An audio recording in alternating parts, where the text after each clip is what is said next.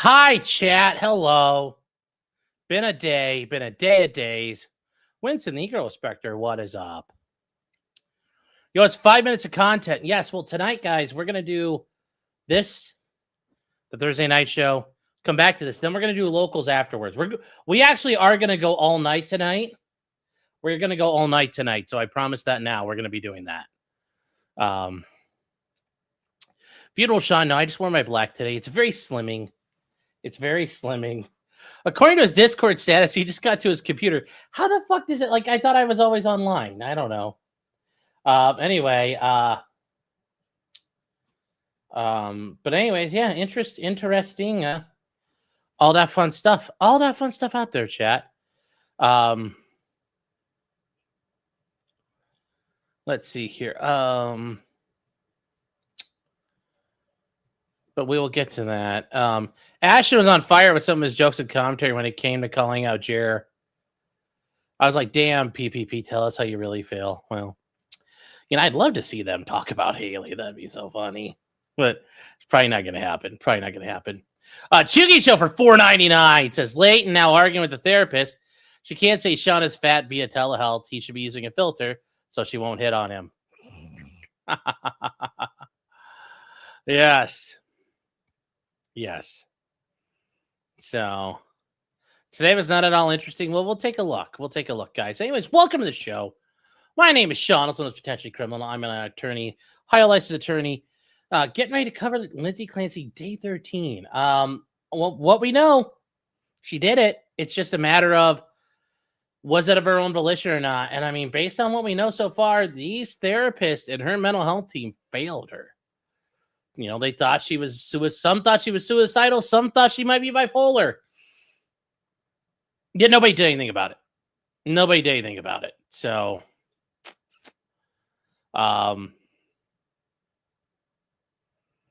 we are going to get to this here, but we'll do this and let's start.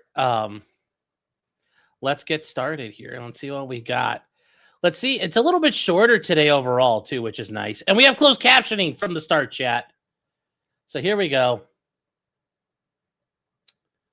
Let's do this.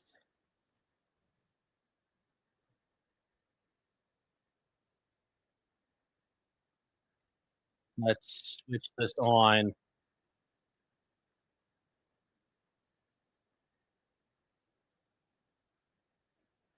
Today we have a continuation of the jury trial in the matter of Commonwealth versus. Real quick, Ariel say, hey Ariel, how you doing? They got to choose between first and second. And not just mental state. Well, there you go. I think they're going to NGRI this, though, at the end of the day. I need to get the Wine Mom crowd, EDB and Melanie Little, raking the Red Boys all day. Well, hey, Emily Baker is really good at running this stuff. And Melanie Little is also really good. I mean, it also helps. This is like her backyard, too. But yeah, I'd love to be raking in the Wine Mom Red Boys. I don't know. Hopefully we got some time coming up where I could stream a trial during the day. That might help a little, too. That's how you compete generally. So no court until Monday. Good. So tomorrow night we can cover some of the LOLCAL lawsuits. We got updates on Russell Greer. We got updates on Ethan Klein. We got updates to Smash JT. We got all kinds of updates. So she's Melanie. She's Meanie Little. She's no. I didn't realize Melanie Little was like retired. I didn't realize she was old as she is. So. Anyways, let's go. And I mean, we're all grifting it though. Like, let's be real. We're all doing it. So, Melanie lives on Long Island. She used to live in Massachusetts. Okay. Kay's like, she's my neighbor. She plays with my husky all the time. All right, guys, let's get started though. But imagine, clean your room with this lady. You don't let you clean your room. I missed your kick thing. Any updates on Acer Thorn stuff? No, there's nothing really going on with Acer Thorn. That's all kind of just like, meh. Hold on here. I thought it would tell me, but I guess it's not telling me. I will get Kick going. Hold on here. Kick.com.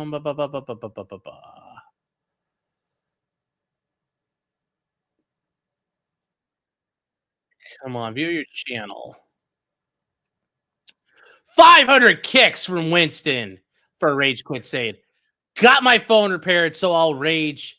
Or I got my phone repaired, so I'll watch the recap. I'll be there for the local stream later. It's VTubing, by the way. Yeah, I figured it's you. I just like going by your name. Thank you for your 500 kicks. That's right, chat. We're monetized over there now.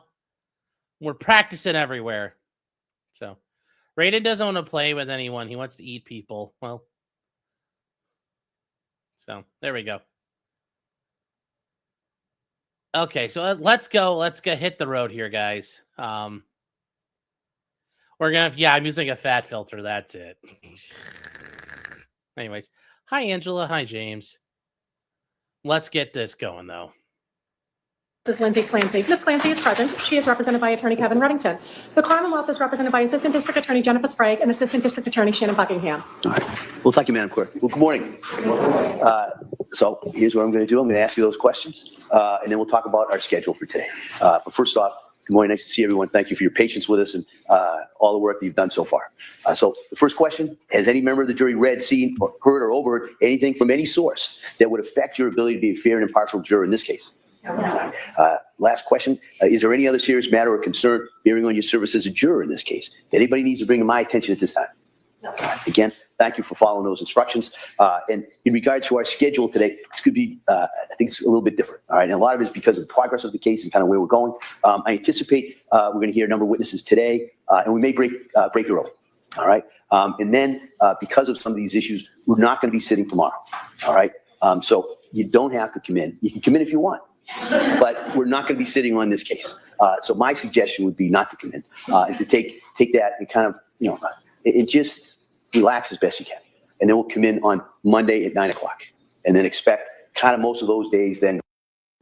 I had a trial once where we ended up going to, like, we went through the week, and this judge, it was weird how they did the trials, but they broke them up where one judge would do trials on Mondays, the other one would do Tuesdays, and if the other judge had a trial, it would be on Wednesdays. I don't know, whatever. So I had the guy had started on Wednesdays, and he had a death in his family, and we had to push it back, and we had speedy trial issues. And the last speedy trial issue day was, so we had that, so we had to go, and we ended up having to do it Friday. We started Friday and went the rest of the and went into the next week. And we ended up having to take a day off. I forget why. I forget what was the reason why. I think it was something weather related. So instead of finishing on Tuesday, we finished on Wednesday. And the judge said, like, well, you guys are all discharged. You don't have to come back. The next day, one of the jurors came back because he's like, I have the whole week off. I want to see another trial. And he just like wandered around the courthouse looking at things like, oh, what do they do here? What do they do there? Very, very funny. Very funny. So when he brought that up, you don't have to be here. It's like, I actually found a juror who wanted to be there, but it's because he got like a full week of vacation from his job. Like he got full pay for jury duty. He must have been in a union gig or something, but it's very funny. Going forward will be. I also know, cool story, bro. Cool story, bro. Mostly kind of schedule we had the last maybe 3 or 4 days. All right. So I just kind of wanted to give you that as information as early as I can so that we confirm that today. So probably an earlier day today, and we're not sitting tomorrow.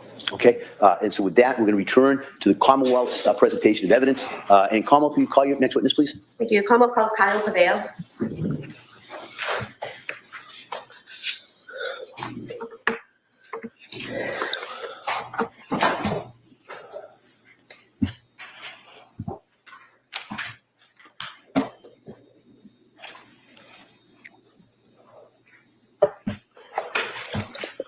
You're on while we're waiting. I apologize. Can we just... Sure, yeah. Boop. Boop. Boop. Boop, boop, boop, boop, boop. The Commonwealth is Thank you, sir. You may have a seat. Just that, please. Good morning, sir. Good morning, Your Honor. All right.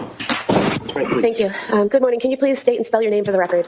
Kyle Paveo, Kyle, last name Pavao, And where do you work? Massachusetts State Police. How long have you worked there? 8 years with 18 total law enforcement experience. So you worked in law enforcement prior to the state police? Correct. In what department? Town of Mattapoisett. And are you The town of what? Mattapoisett? God, these Indian names suck out there. A specific role or unit at this time? I was. What do you do now? Now I'm a sergeant in field, assigned to the Bourne Barracks. And previously, where were you assigned? I was a trooper in the cybercrime unit. How long were you in the cybercrime unit? Roughly 3.5 years or so. And what is the cybercrime unit? It's the state's primary child exploitation unit. Assigned to that, or included in that, is also a forensic branch, which deals with multiple other crimes other than child exploitation. Would it be accurate to state that you are able to examine digital forensics like computers and phones that are related to other cases? Yes, correct. Do you have to have specialized training to be in that unit? Yes. What type of specialized training did you have? So I am a certified forensic computer examiner. I'm a certified forensic Mac examiner. I'm a Celebrate certified mobile examiner, and I'm a Magnet certified digital video examiner. What is Celebrate? Celebrate is it's a company that has proprietary software that parses through data. Most people know it for cell phones. There is a branch that does computers, but it's mostly known for cell phones, extracting data and also parsing that data out. What about Magnet? Magnet's the same thing. So Magnet is also another proprietary company. They have software, imaging software. They mainly focus on computers. They can do some cell phone stuff, but they primarily focus on computers. To be certified in Celebrate and Magnet, did you have to take classes and pass exams? Yeah, so my forensic computer classes certification is probably like a 6-month-long process. It's 2 weeks of schooling down in Florida. Is then a one-on-one peer review for 4 months, practicals of different file systems and computers. Once you get through that, it then is a practical exam. And then once you pass the practical, it turns into a written exam. Did you have an opportunity to examine the extraction of a Surface Pro that was seized from 47 Summer Street in Duxbury on or about September 16th, 2025? I did. And to be clear, the Surface Pro was seized from 47 Duxbury Street in 2023. It was in 2025 that you examined the extraction, correct? That is correct. I was provided those files. And what is an extraction? So these are actually, it's a computer image. Extractions usually typically referred to as cell phones. So this is a computer image. So this was an actual EO1 file, which is an in-case forensic file. So what it does is it copies out the bit-for-bit data on the particular drive that you targeted at. And then the in-case file sort of compresses the forensic image. It also adds some metadata to it. You can type in like case files. It keeps some integrity to it. So is it basically you take a computer or a cell phone and you make an exact copy of the data that's on that cell phone or computer? Yes. Computers, yes. Cell phones, no. But you were working on a computer or Surface Pro? Correct. And so the extraction for the Surface Pro would be a copy of the data that was on the Surface Pro? Yes. So the image in this case is a bit-for-bit copy of that drive. And when you do the extraction or when you view the extraction, are you changing any of the data? No, that's why we use these types of images so we don't touch the actual data on that computer. Did your initial review of the extraction show a visit to a website entitled Suicide Methods on August 23rd, 2022? It did. Were you recently asked to look at that visit to that site to get a better understanding of how that website was accessed? That's correct. And how did you approach that? I set a parameter. I went to that artifact that I had previously tagged when I did the initial analysis. Let me stop you there. What's an artifact and what is it tagging? So an artifact is every single piece of data on that computer is an artifact. So a computer could have 500,000 artifacts, let's say. That's a low end, but as an example. So tagging would be something you would flag that one particular evidence, that one particular artifact as evidence. So in this case, the artifact was the visit to the website, is that correct? Correct. And then the tagging was just so that you could find it when you went back into the extraction looking for it? Yes, correct. And so if you could continue telling us about how you approached that. So I set a parameter of 12 hours before the visit and then 12 hours after the visit and looked at the correlating other digital artifacts related to that. And can you tell us what's a Chrome history database? So that's so a database essentially, this is a very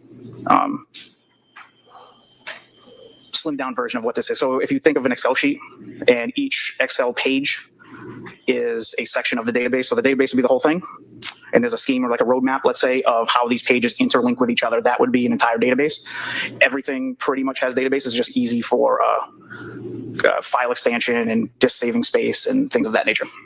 And what about Chrome Web History Table? So a table would essentially be the Excel sheet that I explained before. It's a portion of the entire database. That particular one captures without being a database engineer for Google, who created it. But that table tracks URLs, web page titles, dates and times.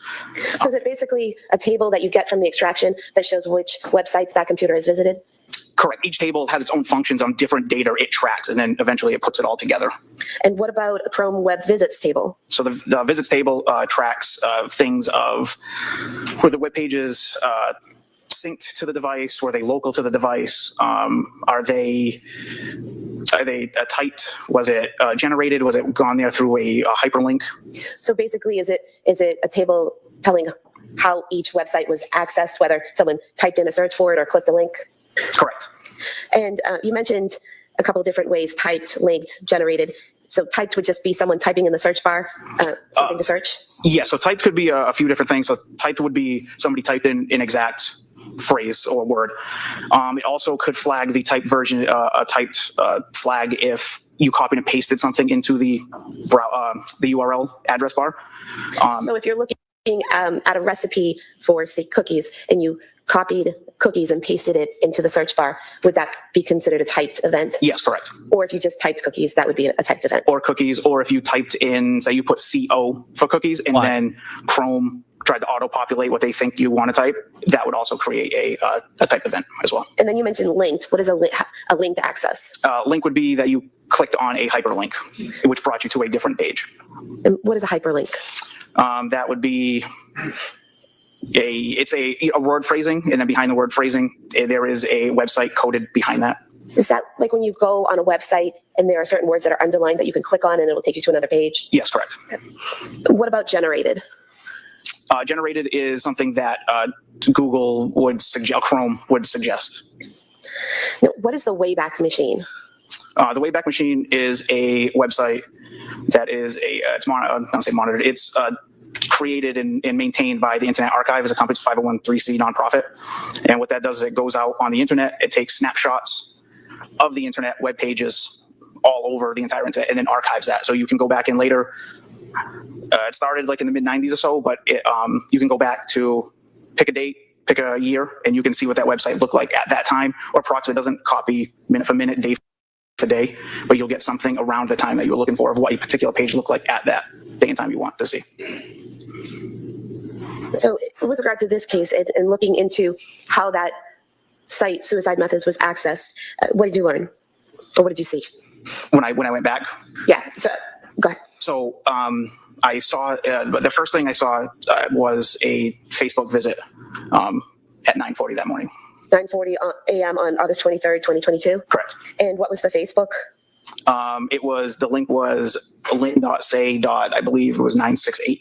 So Lindsay with a dot in between the D and the S, 969? 969, correct. And after the visit to the Lindsay.969 Facebook page, what happened next? There was a search in Spotify music for the singer Tom Hall. What time was that at? It was shortly after. Is your memory exhausted? Yes. Do you have your report with you, with permission?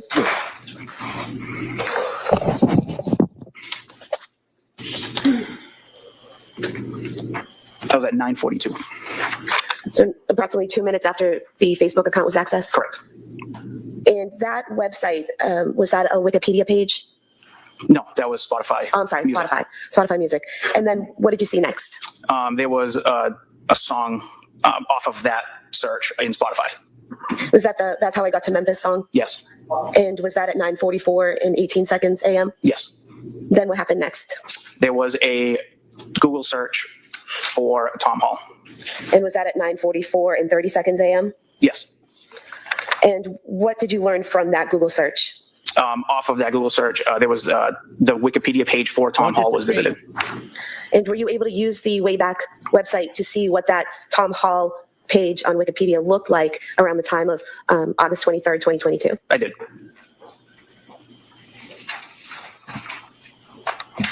Is this a copy of that Wikipedia page from the Wayback Machine? Yes. You can have this marked as the next exhibit. No objection. All right. I have no objection to any of the documents. This is Tom T. Hall. Tom Hall, yes. All right, that may be. Thank you.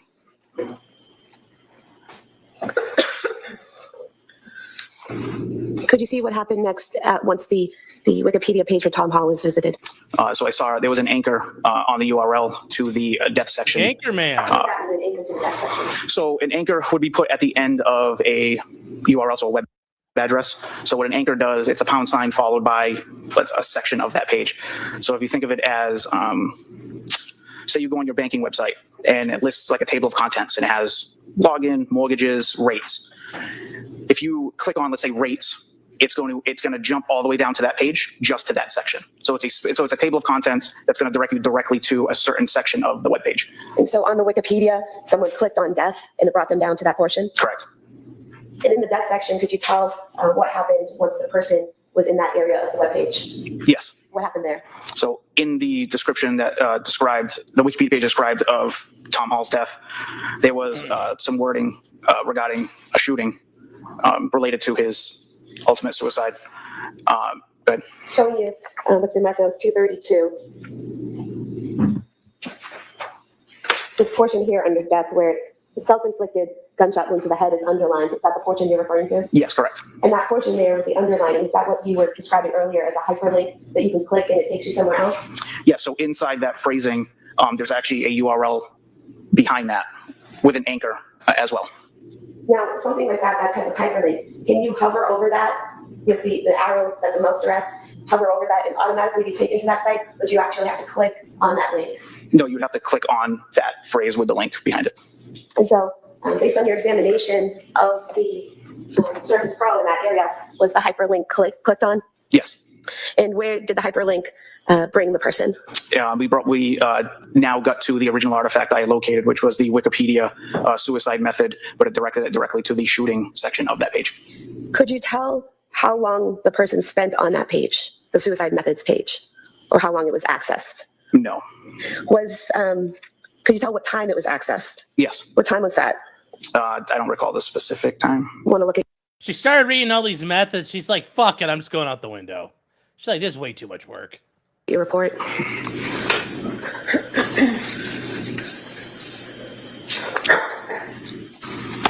At 9:45 a.m.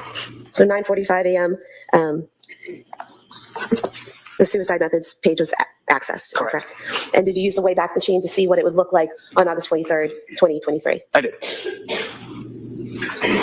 this a copy of what you produced? Yes. You can have this mic as the next exhibit. That may be a minute.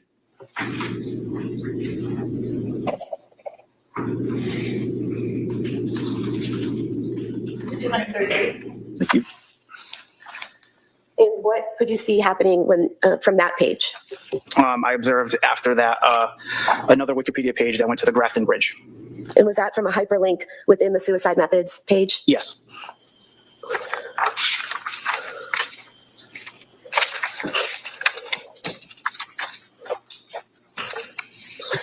Showing you page 8 of exhibit 233.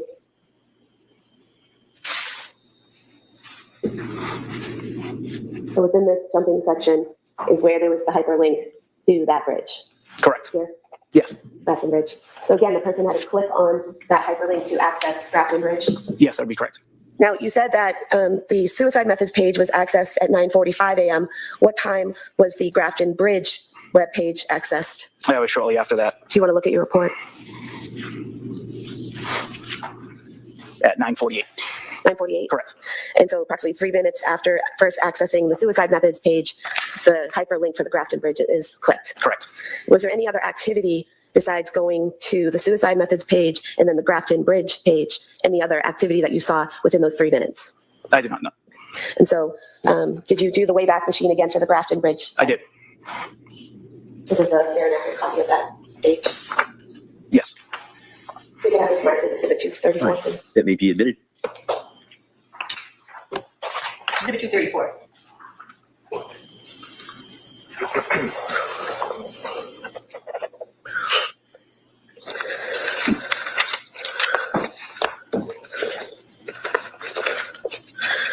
You're not able to tell who's actually at the computer doing all of this, correct? No. You can only see what data there is and what's been accessed, correct? Correct. Thank you. All right, Mr. Reddington. That's it? That's your testimony? That's why you're here today, to talk about a search that was involving Tim Hall? Sustained, if you could, So your I apologize. Your testimony today is based on that search on August 23rd, right? Correct. Of 22, right? Oh, I like And you were working as a state police officer back then, right? Yes, sir. And were you attached to the Plymouth County DA's office, or were you working somewhere else? I was assigned to the cybercrime unit. And the cybercrime unit works with the DA's office in Plymouth? The cybercrime unit's its own independent statewide unit. So in the sense that you're independent, it's still the district attorney and his assistant DAs that would reach out to the cybercrime unit and ask for help, right? Or it could be the troopers assigned to the state police detective unit. Joshua McGillen, he was the lead investigator on this case, right? I assume so. Okay. So you were tasked to analyze the computer, the Surface Pro computer, right? Yes, correct. And by all accounts, that was owned by Pat Clancy. Is that correct? That is correct. And it was located in his office, right? I don't know where it was located. Okay. It's fair to say that when you analyzed the computer back in September, October of 2025, it was an investigatory role that you were using to locate potential evidence, right? Correct. And what is it you were looking for? I was provided a search warrant with search terms, and that's as far as I knew of the case. And what were the search terms? I don't recall specifically, but they were spelled out in the search warrant. So when you have search terms, you take a person's computer, and then what do? You access it through a device? So I was provided the images. I never saw the physical computer. So when you got the images, you were able to load them up onto your computer, I imagine? Yes, we'll use a tool to help parse through that data. Correct. And then as a result of that, you were able to plug in words that you could search for, right? Yes. For example, like suicide, Suicide would be one. drugs. I mean, I don't think that pertained in this case, but Well, that yeah, you could it did. that I don't recall the specific terms in the search warrant. Okay. So after you did your search for whatever it is that you were looking for, suicide and other, you're unable to tell us what else you look for, but in any event, you came across this entry on August 23rd, and you indicated that the time frame that you're dealing with on that computer, the Surface Pro computer, was 9:40 in the morning. Is that right? Can you rephrase that? Yeah. You can look at your report too. I mean, if you have documents in front of you, do you have? I do. All right, so you can take a look at it. You have a document that's captioned matching results. Is that right? I do not have that in front of me, but yes. And would that be the search that you conducted? Is that the magnet tool report? I don't know what it is. And I got research and I haven't seen so. What is that? This is the main page of the forensic tool. Okay.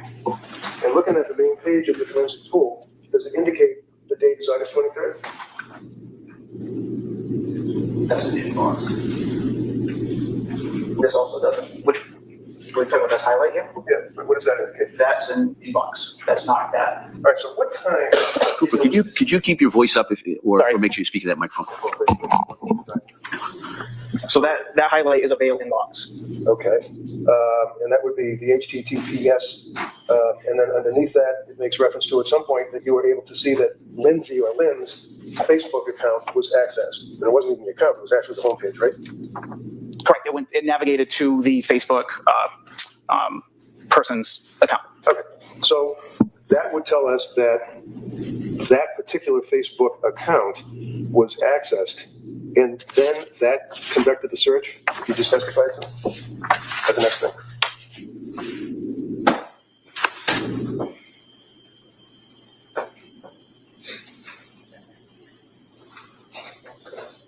This does not have. This here does not have. Facebook, does it? Right. How about this next one? Does that have the Facebook? Does it? This one does. Yes. All right. Let's want to take a look. Both must. Yeah, both of those. Go ahead. Yes, that'd be right. All right. Thank you. Now, just before I leave, above that, does that also indicate like these two top lines? That was a CNBC web visit, which was typed in, and then there's a access to a Google Gmail account. And inbox. whose Google Gmail account was that? That I don't know. Because those two lines and references to the Google account were not in your report, right? You started off with the Facebook search, if you will. Yes. So you started off with Lindsay Facebook that was signed into the homepage on Patrick Clancy's Surface Pro computer, right? So my tool report has all of the artifacts tagged as evidence. Okay. So when you tag the actual data from the Surface Pro and the HP laptop as well, right? Yes, correct. And then your October report back in was it 25 or was it 22? 25. So, but nothing changes on the computers. I mean, whatever your searches are and your records don't change over the years, right? No, as long as it's preserved in that state, and the images of that computer will remain the same. Okay, so, and it's fair to say that with this investigation, obviously happening back in 2022, that the computers were hermetically sealed and stuck somewhere with an evidence locker to make sure that they're preserved, right? Yes, that would be best practice. That would be correct. So then in October of 25, the district attorney's office asked you to conduct a search of the computer, apparently. Is that right? A trooper in the Plymouth State Police Detective Unit reached out. And that would be McElligan, right? No, it was not. Okay, do you know who it was? Trooper Justin Paul. Justin Paul. Correct. Okay. And as a result of that, you then prepared your report. And one of the things that you did is you noted that on August 23rd of 2022, at 9:40 and 08 seconds, that there was an access to the Lindsay Facebook account, right? Oh, there was a visit to that page, correct. Right. And then that page continued on to look for Tom Hall and Walking to Memphis or whatever in the songs, right? Yes. On Spotify? Yeah, the song. Yes, after that was a Spotify. And then the time frame of that would be that he went to a hyperlink that took him to methods of suicide. Is that correct? That is correct. Now, were there any searches on that computer for example, ways to kill? No, there was not. To your knowledge, and I understand that you might be stuck with what you investigated, but are you aware that there were any searches from Lindsay Clancy or Patrick Clancy on ways to kill? Ever heard that? In my initial report back in October, that contains all of the evidence artifacts that I had tagged as evidence and provided, I did not come across that, no. Right. So basically, what you are leaving with the jury would be that on that date of August 23rd, at approximately 9:40 in the morning, and then carrying forward with jumping from Tom Hall to the Wikipedia account to the underlined name, suicide, jumping to that page, that all occurred between 9:40 and say 10 o'clock in the morning, right? Correct.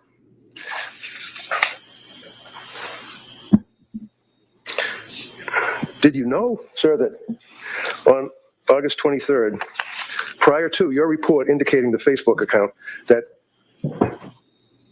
Mr. Clancy signed in, and it was Mr. Clancy's email that accessed the Facebook account for Lindsay Clancy? I did not.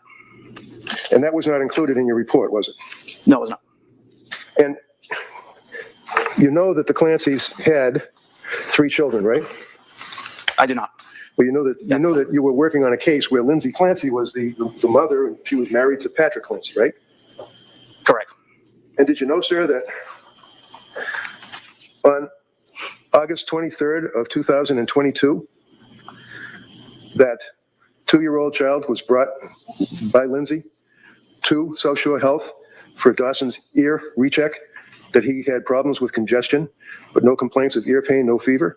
And that was on August 23rd, 2022, that he was examined at 10:15 in the morning. I'm not privy to those facts.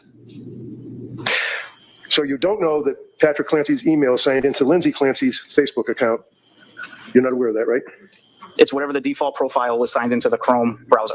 And then that accessed the Facebook account, which looked up Tom Hall, the singer, right? Yes, correct. That then led to the Wikipedia talking about suicide. That is correct. Led to the Spotify talking about somewhere in Memphis, whatever the song was, right? Yes.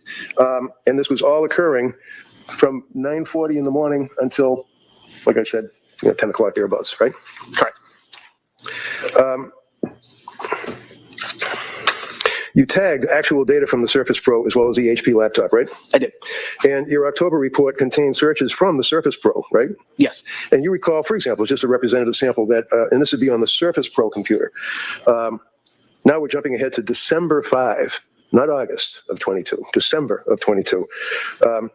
One of the inquiries of the Google searches was what to do when a psychiatrist overprescribed, right? Yes. Searches for medications, right? Yes. Including Lamictal, right? Correct. Can bipolar disorder be temporary, right? Yes. Can benzos reveal bipolar disorder, right? Yes. How long are detox programs, right? Yes. What is DBT? I'm just saying that's a search. I don't know. Oh, yeah. I looked that one up too. Okay. Lamictal versus Zoloft. It says Zolafy, but I would suggest it would be Zoloft. That was a search, right? Yes. Correct. What is mania? It was a search, right? Yes. Ketamine for benzo withdrawal. January 18th of 2023 was a search, right? Yes. Ketamine therapy on January 18th of 2023, correct? Yes. Now, you know maybe not personally, but you know Steve Verino, who's also a gentleman who does what you do with computers and laptops and stuff, right? Yes. Now, you've worked on cases, and you know Steve, you recognize him right here, right? Yes. You know that Steve was working with me and Lindsay on accessing information from cell phones and computers, and he actually, through me, reached out about a month ago to the DA's office and raised some questions, correct? Yes, this is I'm the not state's privy to witness. that. Oh, well, the DA reached out to you about a month ago and asked you to revisit your investigation, and as a result of that, you created another report, didn't you? I did. And that would just be on July 26th and 26th, right? Yes. And that was after, That's right, Chad. He blew off the report and he found more space dust on there. And even more findings that incriminated Lindsay. Isn't that ironic? the DA reached out to you, but didn't tell you it was because Miracle. we had questions that Mr. Verino asked me to find out about, right? Yes, I was not privy to that. So as a result of dealing with the DA in July 26th or 26th, you then prepared your report, and the purpose of that report was to find out more details, if you could, pertaining to the, quote, methods of suicide page, right? Correct. And in your July 26th report, you then went into detail about your findings, correct? Yes. And we would agree that that particular webpage was not a search for methods of suicide. It was actually the Tom Hall and the music, right? That is correct. And then the URL shows access to Lindsay's Facebook profile, correct? You accessed and found out that Lindsay's Facebook profile. Was a web visit. Right. Yes, correct. But you don't know that it was Lindsay that was actually using that computer to search for Tom Hall, right? I don't know who was sitting behind that. You don't know that Patrick Clancy plays a guitar, do you? I do not. You don't know that Patrick Clancy is a music aficionado, right? I do not. You don't know that Patrick Clancy enjoyed Tom Hall music, do you? I do not know that. And you certainly don't want to leave it with this jury that Lindsay was looking up ways to commit suicide in August of 22, do you? All I'm presenting is the facts that were presented in front of me. And a couple more questions, sir. When a user logs into their own Facebook account, it doesn't populate or bring you directly to the actual profile page. It brings you to the home page, right? That shows your followers and things like that. I think so. I don't have Facebook or social media, so All right. maybe, I don't know.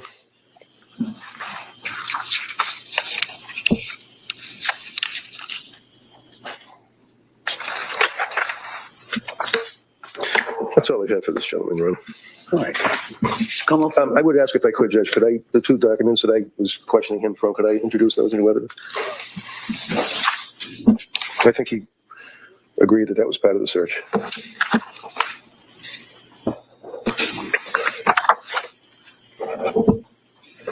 Can we just approach? Sure. Yeah.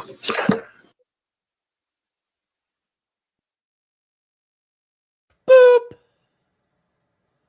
Beep. So isn't that funny? Oh, it's about suicide. No, it's actually just about somebody who committed suicide, but it's about the rest of their life, not just suicide. Wow, isn't it funny how prosecutors distort evidence like that? Isn't that funny? Why do they have to lie so hard if they think they've got this in the bag? Why lie? Why lie? Wow. Wow. Why? Wow. SB Sellers for 5 subs. Then we will get some Clyde. Yes. Yes.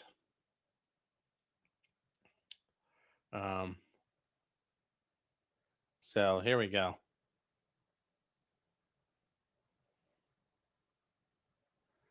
So we'll see what happens here. Yeah. Will Patrick be back on the stand at any point? Maybe. Who knows? But let's see here. Let's see. It's still going, right? All right.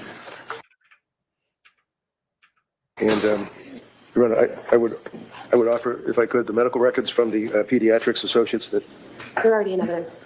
well, I'd like to have it focused on that. You don't mind if we put that particular. Well, we mark that for identification. We can address whether or not. I want to double check. I haven't gone through all the records either. No, I understand. We'll mark that for identification. Thank you, sir. Thank you. This is 235 exhibit for identification. Sir, just for clarification, before when I was doing direct, if at any point I said August 23rd, 2023, what you did when you did the Wayback Machine was searches for around the time period of August 22nd, 2022, correct? Correct. And anything that you looked at that day regarding the search for suicide methods or any other places that were visited were August 23rd, 2022, correct? Correct. 2022. And the visit to the Grafton Bridge Wikipedia media page was at 9:48 a.m., correct? Not 10 a.m.? Hi, Brenda. That visit was at 9:48, correct? Okay. And defense counsel asked you about the Thank you, defendant being guys. at the doctor's at 10:15 a.m. Are you aware that it only takes 4 minutes Yes, to drive from hello. her home at 47 Summer Street in Thank- Duxbury to the Kingston location of the pediatrics? I was not. Sorry, chat. Hey, an email, but yes. Thank you to Robert Gouveia and all the Gouveia Raiders. Come on out, the Gouveians, the Gouveians, the Gouveianians, the Branch Gouveias. There we go. Anyways, hello to Robert, and if he's here, what's up? But anyways, welcome to everybody here hanging out. Who is lying? They're all lying, pretty much. But yes, we are on the Lindsay Clancy murder trial, guys. Guys, remember, Lindsay Clancy is a mom that murdered her 3 children back in 2023. She strangled them. And it appears that her psychiatric providers kept on providing her medicine and not realizing she had different mental health issues to the point of they never talked to each other. Some of them thought she was suicidal. Some of them thought she was bipolar. But all they did was keep giving her pills, and it sounds like they gave her a drug-fueled psychosis. So, yeah. Just Rhonda says, sorry I can't stay to watch. I avoid this trial, but Sean deserves the likes. Well, after this, we're going to be going into the Tupac trial. Dwayne Keefe D. Davis, who's accused of orchestrating the murder of Tupac. He should be starting trial next week, so we'll be getting into that. The Goovies, yes. But anyways, thank you guys all for being here right now. Let's keep going. Let's keep going here on this. Oh, I'm here for that one. Yeah, we might be able to do some of that during the day. I don't know, though. It's going to be a bit of an issue. I also may have to go on a trip here, like last minute. So I also wasn't aware that they went to the doctors. And you can't tell us who was behind the computer at different times, correct? No. You can't tell us whether people used the computer, then got up and let someone else use it, and then went back to using it, correct? No, you cannot. You can only show us the data that you observed that day, correct? That is it. Yes. Okay, thank you. So, what has been marked for P for identification, which would constitute the health information records from the South Shore Health pertinent to the child.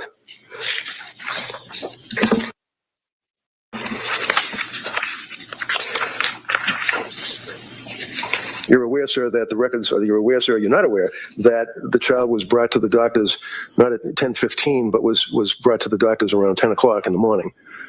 You aware I'm of not that? aware of any of that. And did you know how old the child was? Sir, my testimony is related to the... So you don't? The answer is no? I do not. Okay. So is it fair to say, sir, that, I mean, from your life experience, that when someone has to bring a child, a young baby, to a doctor, you got to get him dressed, you got to feed him, you got to get in the car, you got to drive? And that's the 4-minute ride as well, right? I'm not privy to any of that information. Thank you. All right. Anything further? No. All right, thank you, sir. You said that. Thank you. Commonwealth calls Timothy Ciappini.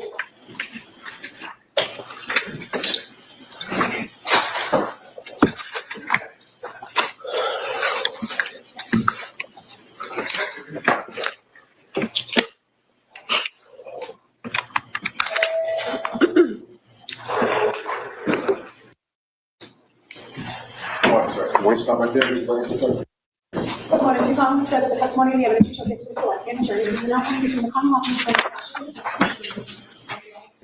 Sir, you may have a seat. All right, good morning, sir. Attorney Sprague, please. Thank you. Good morning. Can you please state and spell your name for the record? My name is Timothy Ciappini. Last name is spelled C-H-I-A, P as in Peter, P as in Peter, I-N-I. Where do you work? I work for the Commonwealth of Massachusetts for the Department of State Police. How long have you worked for the state police? I graduated the Academy in March of 2012. What is your current assignment? I am currently the unit commander for the Critical Incident Technical Investigations Team How long have you been doing that? since approximately April of this year. What was your assignment in January of 2023? I was assigned to the State Police Detective Unit for the Plymouth County District Attorney's Office. Do you have specialized training in cell phone forensics? I do. And could you describe that, please? I was initially certified as a Celebrite physical operator and a Celebrite certified operator, Celebrite certified physical analyst in March of 2017.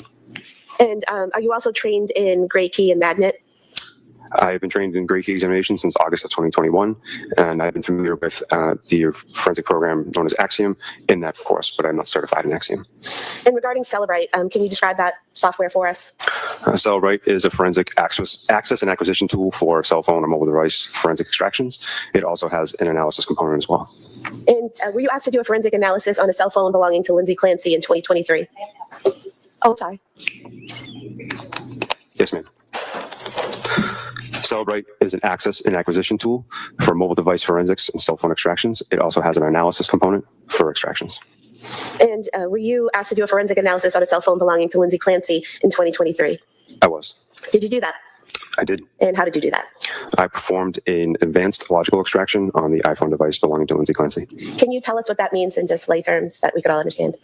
An advanced logical extraction of an iPhone is essentially an iTunes backup. It is the information and data from the phone that you, as a user, can see, including images, calls, text messages, browser artifacts, basically everything that the person would see that uses an iPhone. And is it just making a copy of everything that you could see on that phone? That's correct. And what is the analysis portion of, you mentioned you do Celebrite extraction and Celebrite analysis. What's the analysis portion? In January of 2023, the analysis software would be Celebrite Physical Analyzer. And with that, you can also export a report to be utilized in Celebrite Reader. So basically, are you just taking someone's phone, making a copy of the data that's on it, and then looking through the data? That's correct. Is it an exact copy? Yes. When the phone is forensically extracted by the Celebrite software, a hash value is created. A hash value is a unique digital fingerprint of the extraction. It's an alphanumeric string of characters. And every time the extraction is opened in the Celebrite software, that hash value is verified. If the data in the extraction is changed by just 1 bit, the hash value would be changed and the extraction would no longer be valid. So basically, you look at those numbers, the number chain, to make sure they're the same, and then you know it's an exact copy? That's correct. And did you do that in this case? I did. And was it an exact copy? It was. And are you able on the extraction to change any of the data while you're analyzing it? No. That would invalidate the hash. I can use filters in the analysis to look at particular data that I want, but I can never change the contents of the extraction. And so when you say use different filters, can you put things in categories to organize it so that, for example, can you put all the photos together and all the text messages together? The Celebrite Physical Analyzer tool automatically parses the data into various categories. And it processes media, various forms of media, images, videos. It processes different direct communication, whether it be through a web application such as Instagram or the native messaging application on the device known as iMessage. So it parses the information automatically, and you're allowed to look at different categories. So does it create a report with all the data? I can create a report from the extraction, and it has all the data contained in the report, and I can filter it based on the parameters that I'm allowed to look at legally. And when you do that extraction of a phone, do you get everything that's on the phone? Depending on the type of extraction, I get all the data that's available to me by the forensic tool that I'm using at the time. So do forensic tools improve over time to allow examiners to get more and more data from phones? Yes. So basically, what you were able to get from Ms. Clancy's phone was what the tool you were using at the time was capable of getting at that time. I performed the most comprehensive extraction type that I was able to do at the time of the examination. And then there were improvements to that system following what you did that may have allowed other examiners to get more information. That's correct. Were you asked to generate some reports about certain sections of the defendant's phone? I was. We could pull up the...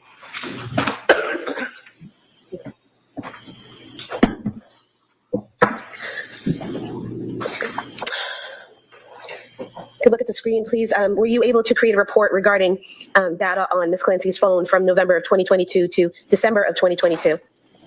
Yes. Can you zoom in on that, please? And could you just explain for us the different columns we're seeing here?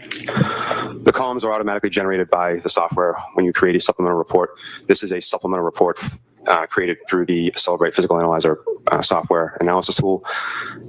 When you create the supplemental report, you can stipulate to certain parameters, certain content, certain timeframes based on your investigation. In this case, there are multiple columns at the top reflecting the different types of data, the timestamp for that data, a description, and the source file for the data. This is a timeline report, and therefore it reflects those exact columns, and that is predetermined by the software. So, for example, where it says type, what is that telling us? That's where Celebrite has parsed the data and categorized it based on the forensic extraction. So there, number one, where it says activity sensitive data, what is that? That would be the data from the health database within the phone. If there was something in the direction box, what is direction? Direction could be related to a call incoming to the device or outgoing from the device. So if one was a phone call, it would say to or from? I believe the exact categorization would be incoming or outgoing. Incoming or outgoing, okay. And then the attachment box? Attachment box would be associated with a message, typically a MMS message or multimedia message. A text message that contains a photo would be listed as an attachment. It could also be associated with an email that has an attachment or some type of transaction on the phone that resulted in something being attributed as an attachment. And then what about the location box? If the data source has location information associated with it, then that box would have data filled out. This report is 768 pages, so there's a variety of sources of data within this report. And what about timestamp? Where it says timestamp, the date and time, is that Eastern Standard Time? This is the most deranged way to testify, where you just turn your face the jury. This is fucking mental, absolutely mental. And I know he's looking at the screen, but it's like he's at the jury. It's like, Jesus Christ. I know, but he looks like a fucking lunatic, though. It is UTC -5 as the time of this search warrant, the time frame of this incident occurred in January of 2023. Therefore, the extraction reflects the exact time frame of the time zone of the device at the time of the extraction. Yes, we are 5 hours behind Greenwich Mean Time. We're 5 hours behind Europe. It's an easy way to say that. Holy shit. And where it says party, what would be in that column? Again, this is a timeline report. Therefore, there's a variety of data sources. Wait, okay, stop. 90210, he's the guy. I thought the Ian Ziering guy was on Melrose Place. Wasn't he? Ian Ziering was on, or Ian. I remember that. Ian Ziering. He was on Melrose, I thought. Oh, he's on 90210. Fuck. All right, my bad. Steve Sanders on 90210. Fuck. That's the guy I thought he was on Melrose Place. Damn it. Yes, all loser fucks. Well, that too. Ian was on. No, he was Steve. Do I look like I know? Yes, he was on Sharknado also. I fucking hate you people. We can't let you read in peace. So.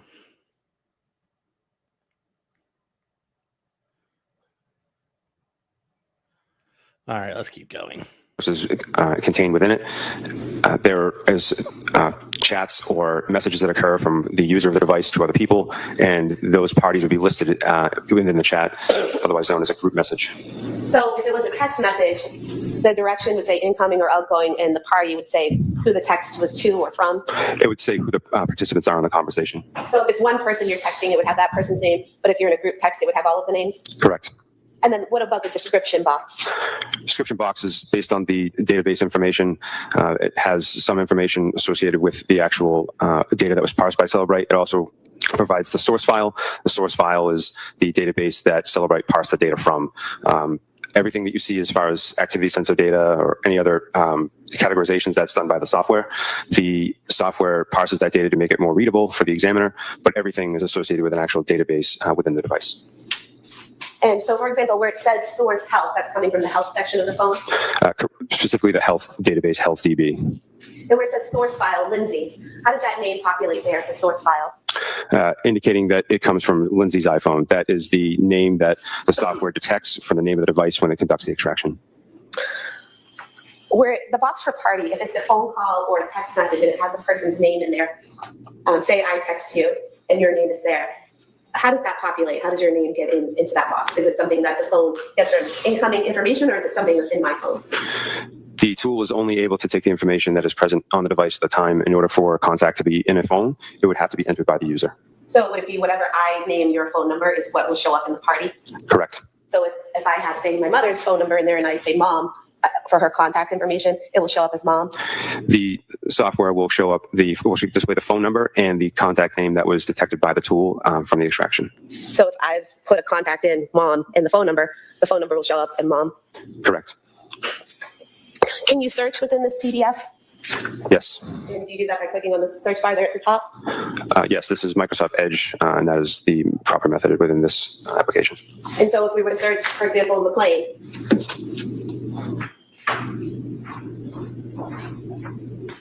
I'm not sure of the spelling. there we go. Sometimes it takes a second to populate. It does. It's a large document. As I said, it's 768 pages. So depending on the machine that you're using to conduct your analysis, it could take some time for the document to load. Okay, and you use these arrows here up and down to go to each spot that that word is located. Correct. The application, Microsoft Edge, has detected 4 entries for the spelling that is in the search box, and you can navigate to each of those 4 entries by using those arrows. So for example, here at message 6951, it says it's an instant message. It's outgoing, meaning it's going out from Lindsay's phone. That's correct.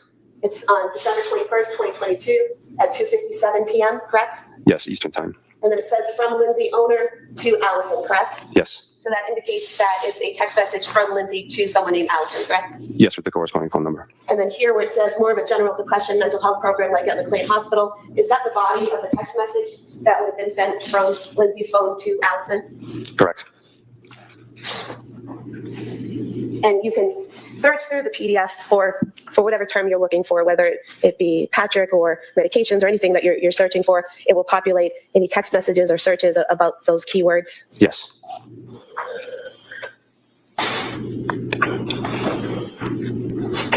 If we could have the next one, please.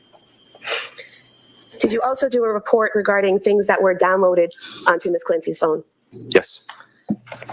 You can look here. Is this that report? Yes, again, this is a supplemental report created within the physical analyzer analysis tool from Celebrate. And what is this report showing us? A singular item from the documents section of the project tree, otherwise known as the analysis component of Celebrate Physical Analyzer, and it's one single document. And do you just, this blue hyperlink here at the top, 2022, 10, 12, 15, 28, is that what you click on to access the document? Yes, when you create a supplemental report within Physical Analyzer, it when it creates the PDF, if it has an attachment associated with it, that attachment will be in a separate folder within the report. That way, when you click on the actual hyperlink, you're brought to the physical document itself. And for example, in this report, there was a request for medical leave form that was downloaded to the defendant's phone. Yes. If we could go to the next one, please.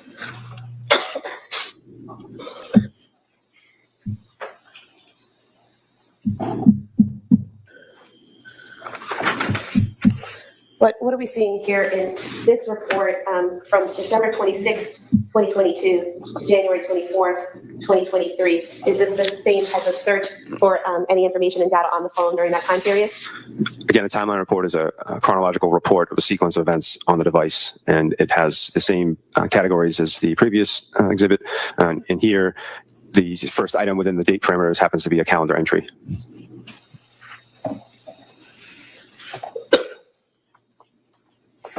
And so if we go here to page 846 of the document, can you explain for us here, is this web history, website visits that are documented on the phone?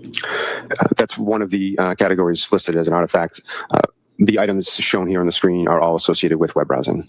And here where we see 10773 and 10774, and they both state, can you treat a sociopath? Those are 2 entries that have basically the same search term, correct? Yes. And that was on January 20th, 2023? Yes. And they both say 8:28-29 p.m. So is it possible to do 2 searches at the same time, like it is displayed there?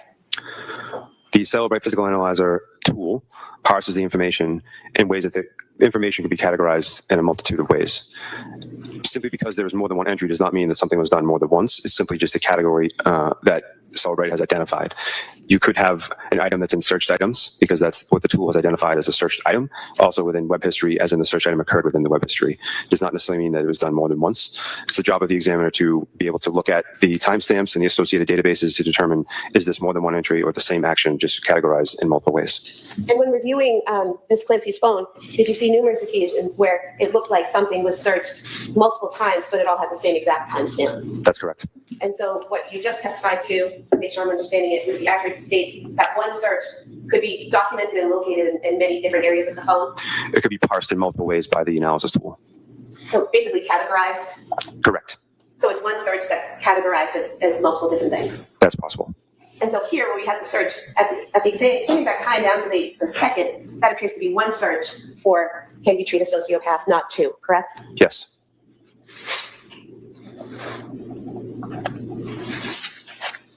We can go to the next one, please.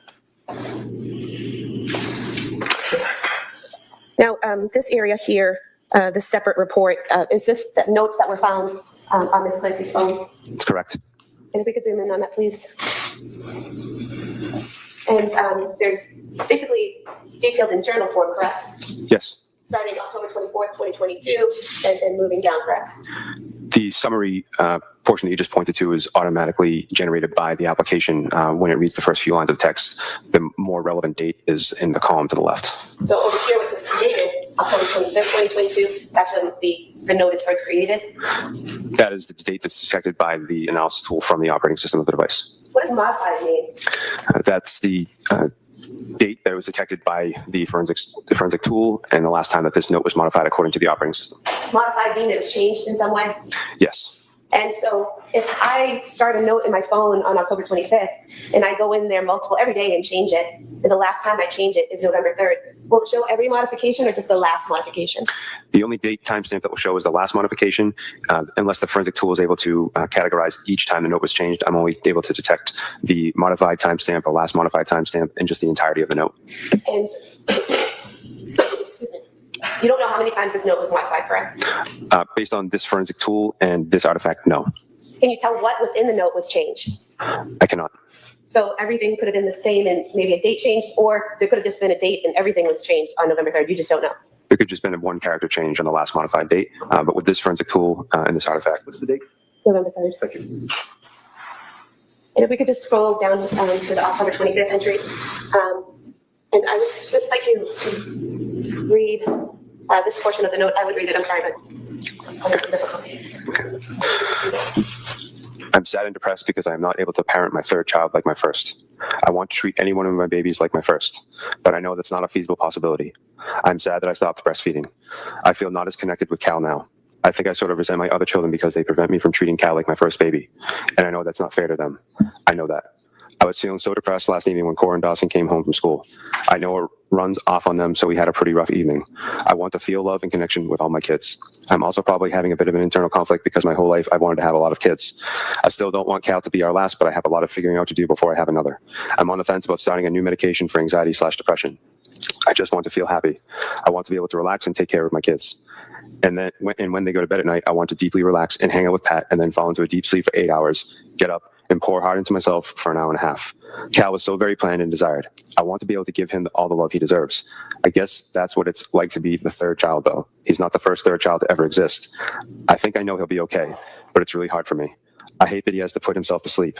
I'm sad I'm not breastfeeding anymore, but I think deep down, these are the right choices. If you could continue. As for the sleep training, I needed a baby that slept through the night because I simply do not have the opportunity in my life to catch up on sleep. I just don't. If there was a time for me to nap every day, then that may not have been the case, but there really isn't. When Cal naps, I have to take care of Cora and Dawson. That's just how it is. It feels cruel to me that we did not do that to Cal, but the reality is we did what we had to do. I guess I also feel slightly traumatized by the sleep training, but that feeling was only really present when I was severely sleep deprived and paranoid. I know what we did was the right thing and okay. As for the breastfeeding, it kind of goes hand in hand with the sleep training. Once he started sleeping most of the night, it was then a daily struggle to keep up my milk supply. I was having to take a ton of supplements and constantly think about eating and drinking enough to keep the supply up, and then I was having to think about pumping extra to keep it up, and that was really hard to do with Cora and Dawson around. When I tried to leave Cal to go out with Cora and Dawson, I was stressed about the pumping, and not to mention the fact that Cal was at home and not taking a bottle, so it was a battle of if I should pump or not. I know I did the right thing because I need to be able to leave Cal with someone and get fed. As much as I don't want to leave him, I need to be able to. I need to be able to be present with my other kids. I still really, really want a fourth child, but I need a really good therapist before then. I'm on the fence about starting a new med or not. I want to feel happy, but it would be nice to feel authentically happy and not fake. But I need to feel happier than I did last evening because then I was pretty depressed and not enjoying any of my children. It was really sad. I needed the breastfeeding off of my plate. I'm struggling so hard because I wanted to parent each of my kids like my first, and since I can't, that's depressing to me. This is definitely the root cause of all our problems. Now I feel like I'm not parenting any of my kids the way I want to, and that makes me sad too. But I'm going to try my best today. Things I love doing that help me love and appreciate and enjoy my kids are activities with them.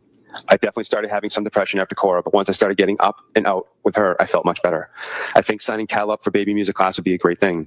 Maybe Fridays can be my day with him. I've just fallen out of the habit of doing anything fun, anything for myself, anything with Pat, and I need to work on that. On a positive note, I had a great deep night of sleep. I'm terrified of something happening to my kids or doing something wrong to mess up their development. Our generation is inundated with information about every aspect of parenting and everything that go wrong if you don't get it right, and all the scary things happening in the world. It's insane. For the last 5 years, I've just filled my mind with all things parenting, and it's just unhealthy. Thank you. And so everything that you just read would have been written and filled in by the user, correct? Correct. If we could go to the next one.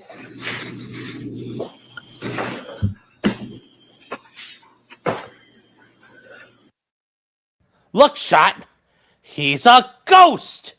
He's just a floating head. Woo! He's got no legs.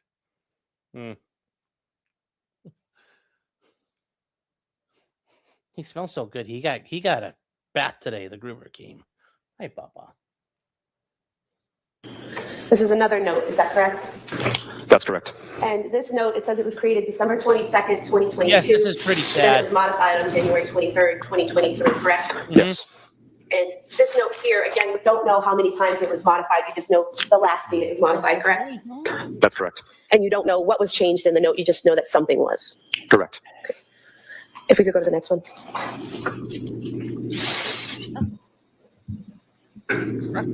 Now, in this report, we're seeing some photographs. Is that correct? Yes.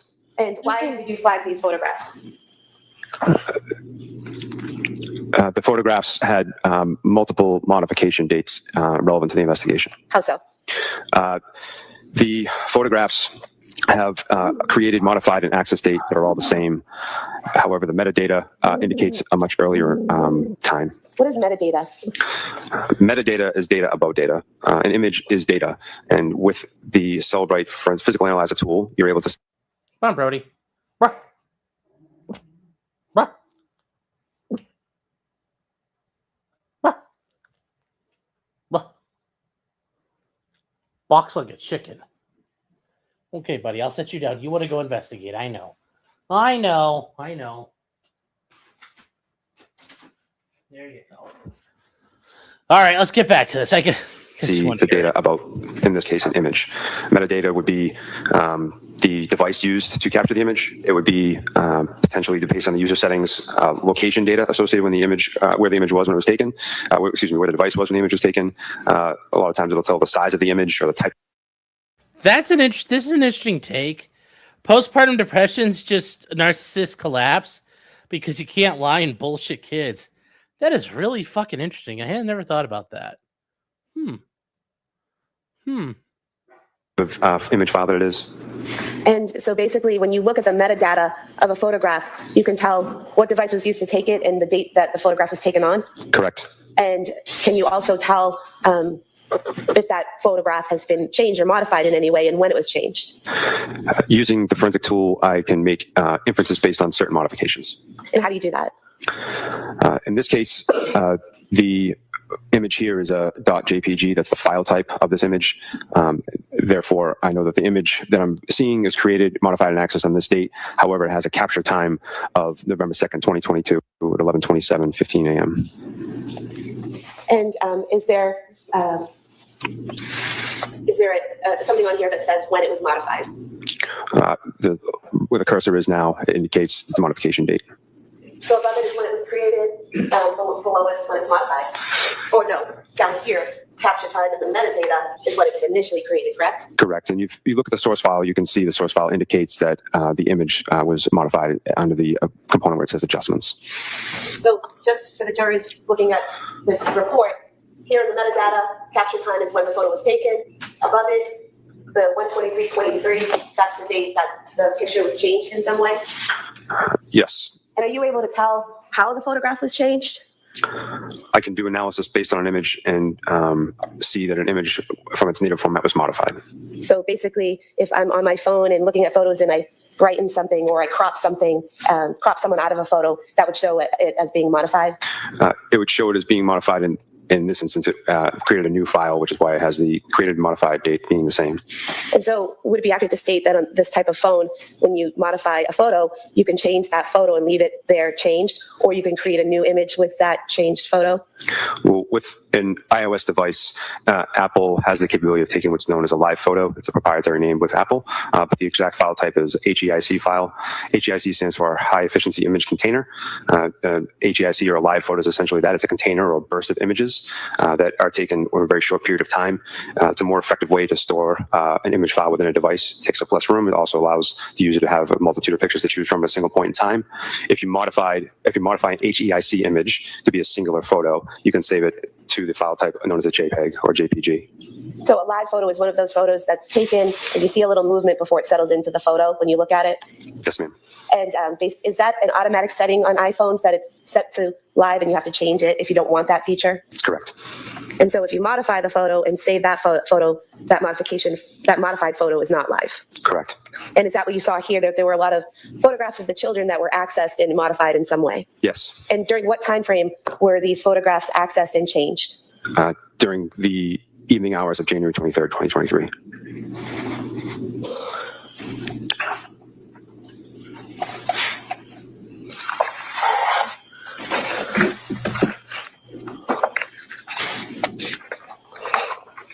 Okay, if we could go to the next, please.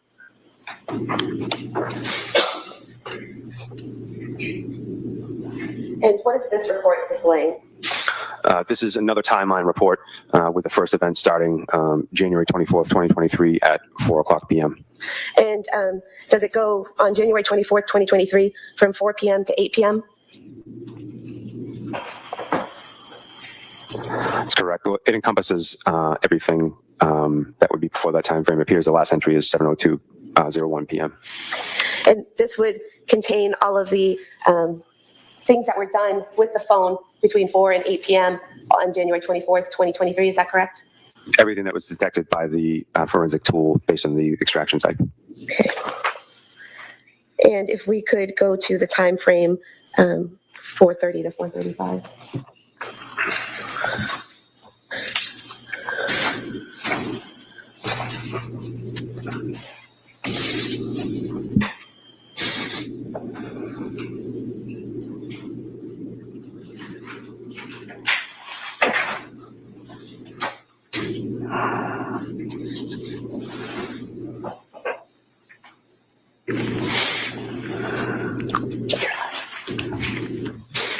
Using the tool, we'll search Miralax.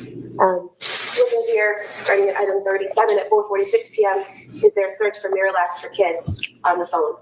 Yes. And again, we're seeing the search for Miralax for kids, 4:46:55, 4:46:55, the same time over and over again. Is that another example of one search showing up in multiple categories? Correct. As an examiner, I would be looking at the timestamp and also the category second box in from the left, indicating that the Celebrate software has parsed it in multiple locations.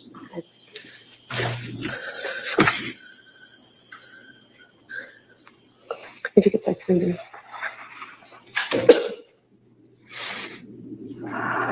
In searching 3B in the document, we see here multiple sources. You could do a search with the number 3B. So we see here at 4:43 p.m. on January 24th, a search for the 3B menu, correct? Yes. Maybe we could scroll down a little. And again, those are all at the same time, so they indicate one search for the menu? Yes, and the tools parsed it in multiple categories. And we could go back. Was there also a search for an Apple Maps for 3B? Yes. And what time was that? I'm sorry, there's a glare.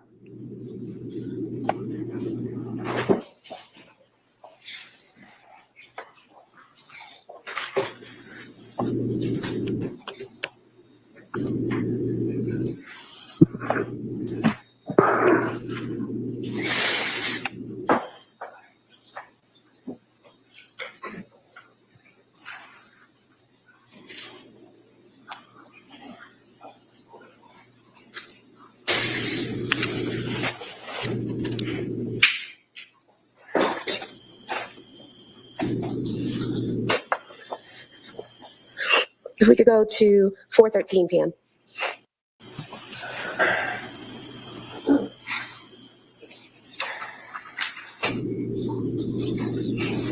And here in Apple Maps, do we see 3V restaurant at 4:13 p.m.? Yes. And when you're using a map feature to look up a location, such as Apple Maps, what type of information do you learn when you plug in a location or an address into Apple Maps? A route preview. And does that route preview give you a length of time it would take to travel to that location? Depending on what you indicate here as your originating location, yes. And so if you plug in 3V restaurant to Apple Maps and it maps out a route to get there, does it tell you from your location to 3V how long it would take to get there? Based on traffic conditions, yes. Because that changes constantly, correct? Yes. So if I open up my Apple Maps and I put in 3V right now from here, at this time, the time it takes to get there might be different than, say, at 6 o'clock tonight. Yes.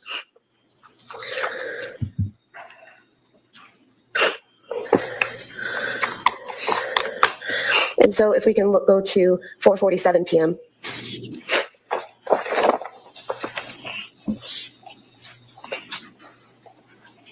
And here at 4:47 p.m., again, we're seeing the search for Kids Miralax, correct? Yes.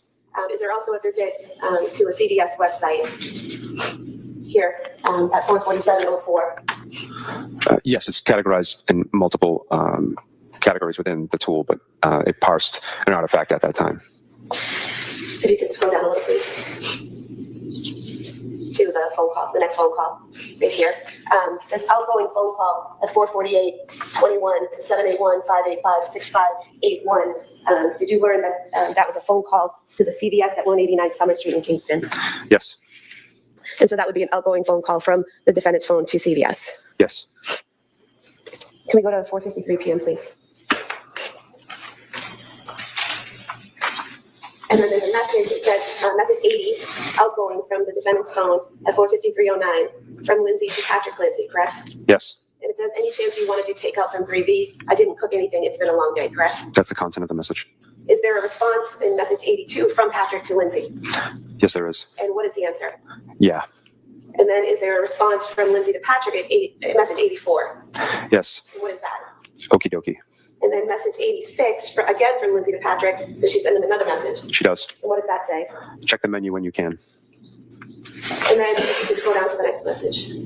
Is that message 90 from Patrick to Lindsay asking if Callan just got up? It is. And then message number 92, is that from Patrick to Lindsay saying also, what are you getting? Yes. And then 94 at 5:06 p.m., is that from Lindsay to Patrick stating, but it was just a short nap in message 96. Yes. And then message 97 at 5:06, the 3D menu searched. Yes. And that source says Safari. Is that a Safari web search for the 3D menu?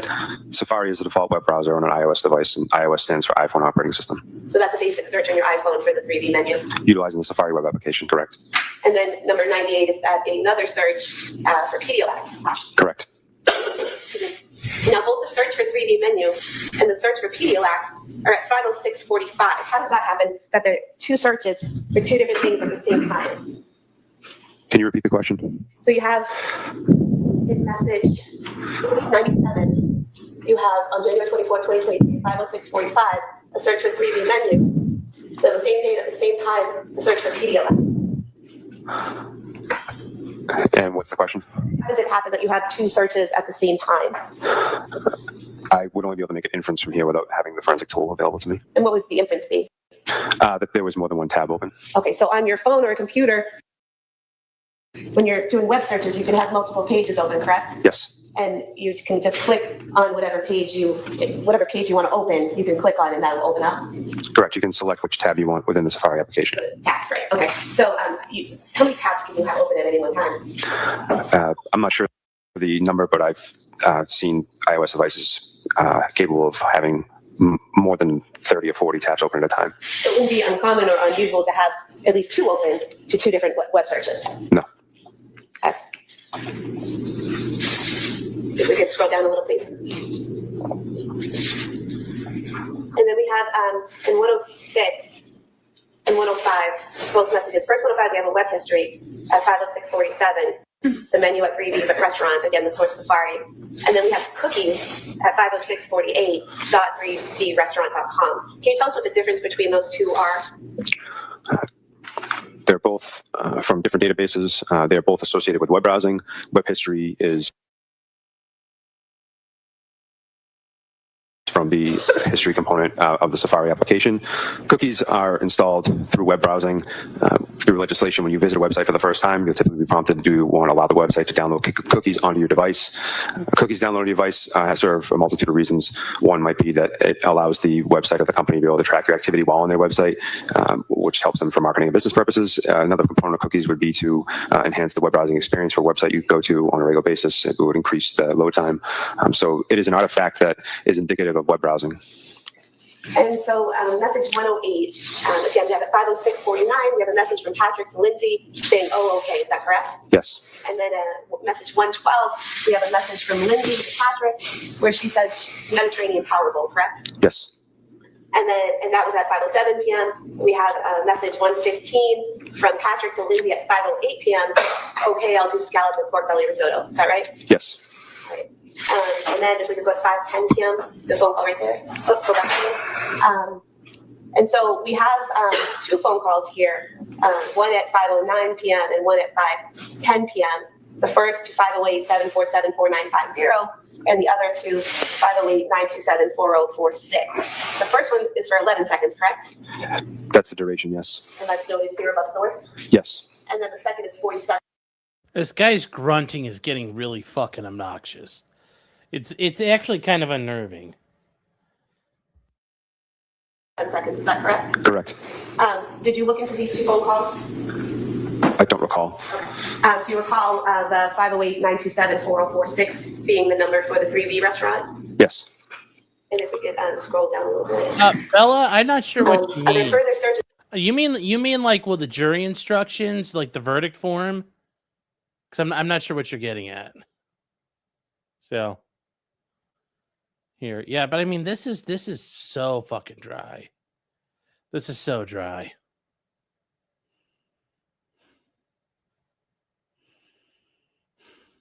At 5:13 p.m. Starting at number 128. We'll talk for about that. PDLX. Remind me when we get to a break. That's correct.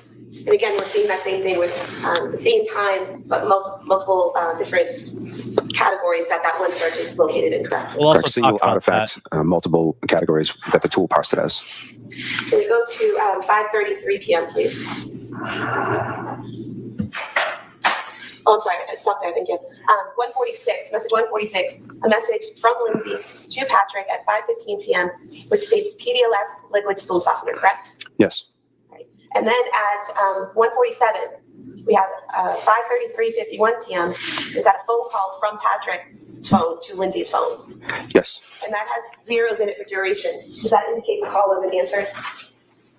It would be an inference.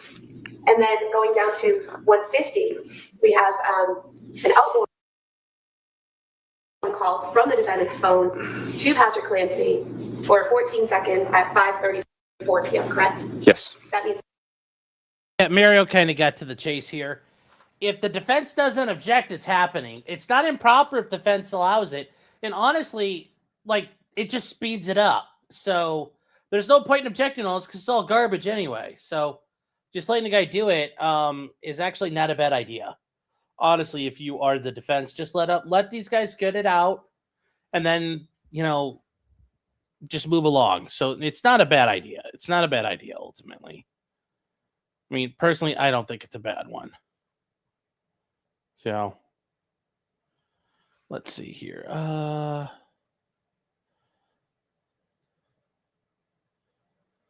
Let's see.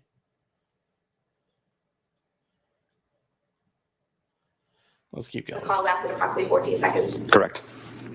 And then the last item there, item 152, that is an incoming call to the defendant's phone from Patrick Clancy, correct? Yes. And again, we have zeros here indicating that the call wasn't answered, correct? It's an inference, yes.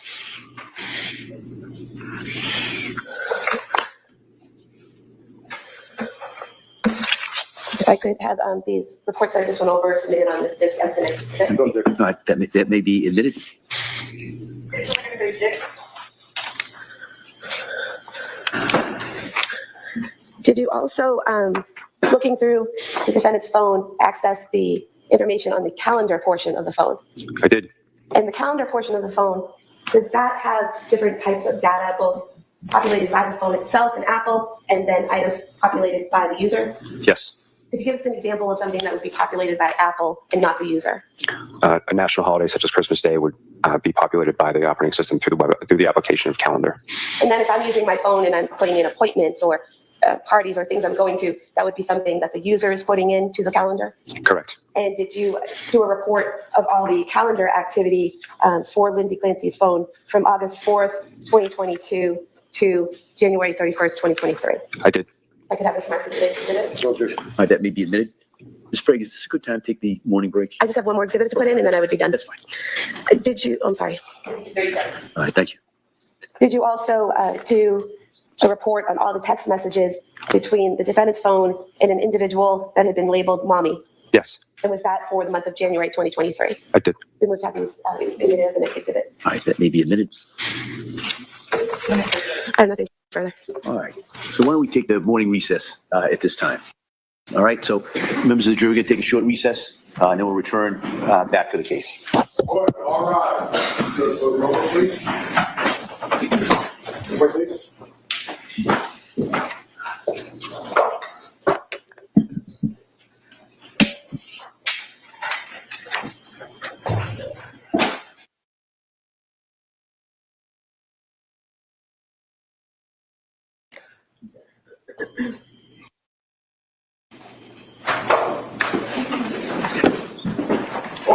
All right. Jurors in.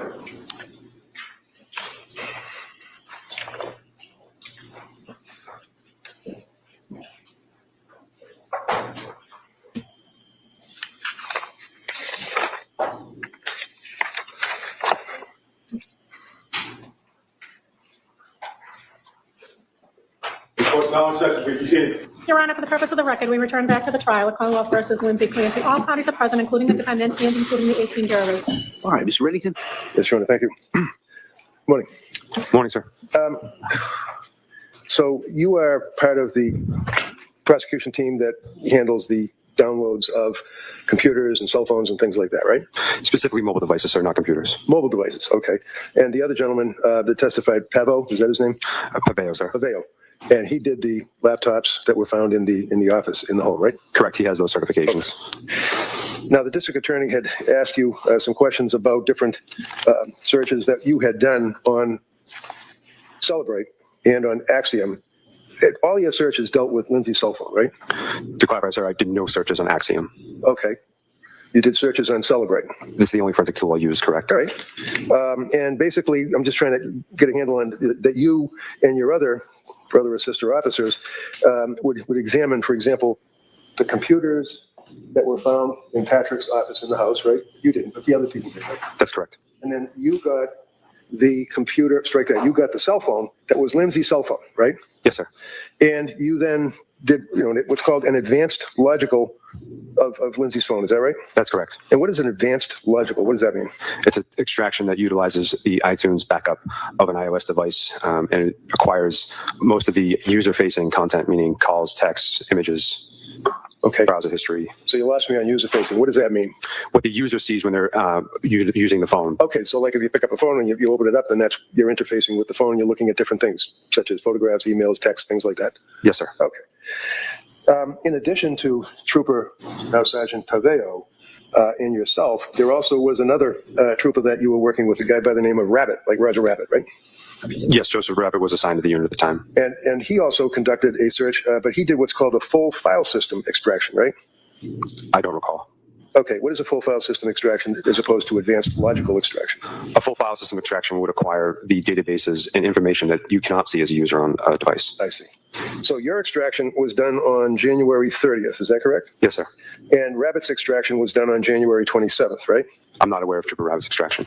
Did you ever collaborate with him as investigator investigating Lindsay Clancy on this case and talk about what you located or what he located? I had no discussion with him about the phone extraction. All right. Is he still working for the state police? He is.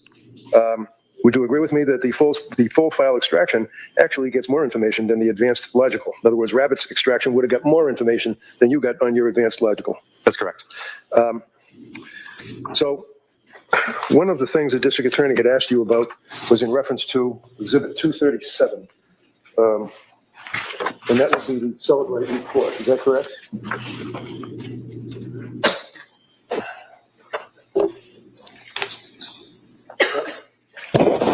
Basically, the caption for the extraction on the celebrate report. This is a supplemental report Okay. that I completed from the physical analyzer software. Okay. And would that be celebrate? Yes. That's what I asked. Looking at Exhibit 237, the second page, Trying to stretch my back. on the very top that I'm looking at here, can you tell me on the right, what is it depicting on the right? It's Little box? You're doing the brightness instead of the zoom. Yeah, I know that. See the little box? Well, you know what I'm going to do? I'm just going to approach you. This here is the exhibit that the district attorney asked you to look at, 237, right? yes, sir. Okay. And it's a celebrate report, right? It's a supplemental report. Yes. And that would be the calendar search, right? The calendar supplemental report. Correct. Okay. So that means that if Lindsay had appointments anywhere, it would have been presumably, if she put it in the phone, in her calendar, right? Yes. Okay. So when you looked at your investigation, directing your attention to the start time, what date are we talking about here? The start time is August 14th, 2022, midnight. End time would be August 14th, 2022, 11:59 p.m. Okay. So if you look down to the next one, it says, what date? August 23rd, 2022, 10 a.m. Okay. And did she make an entry on her computer on that date and time? She did, sir. And can you tell me what the entry was? The subject is 10 a.m. Callan, Kingston, vaccine. So Callan would be the son. She had it in her phone that he had an appointment to get a vaccine at 10 p.m.? The time is 10 a.m. 10 a.m., okay. And the next one, what is the next one? Would you like to know the subject, sir, or the date? Yeah, sure. Just whatever the date is and then what the subject is. Okay. The start time is August 23rd, 2022, 5 p.m. The subject of the entry is 9:45, Kingston, Dawson, ear check. And that would be indicative of an appointment that she had at the pediatrician's office for Dawson's ear check at 9:45 in the morning. Is that correct? Could be an inference, I'm not sure, but that's the entry.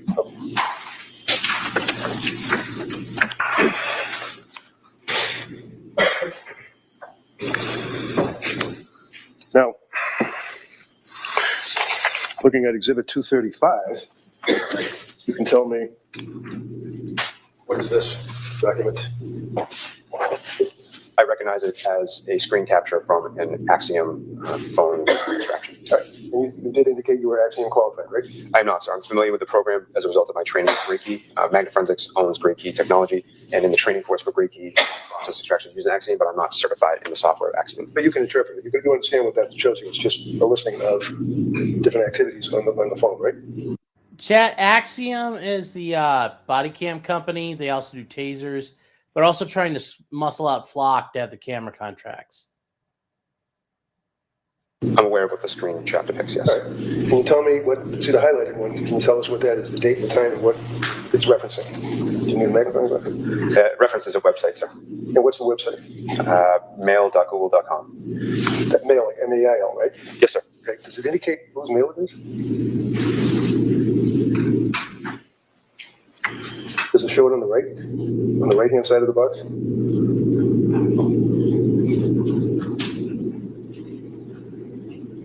I can't definitively determine whose mailbox it is. Okay.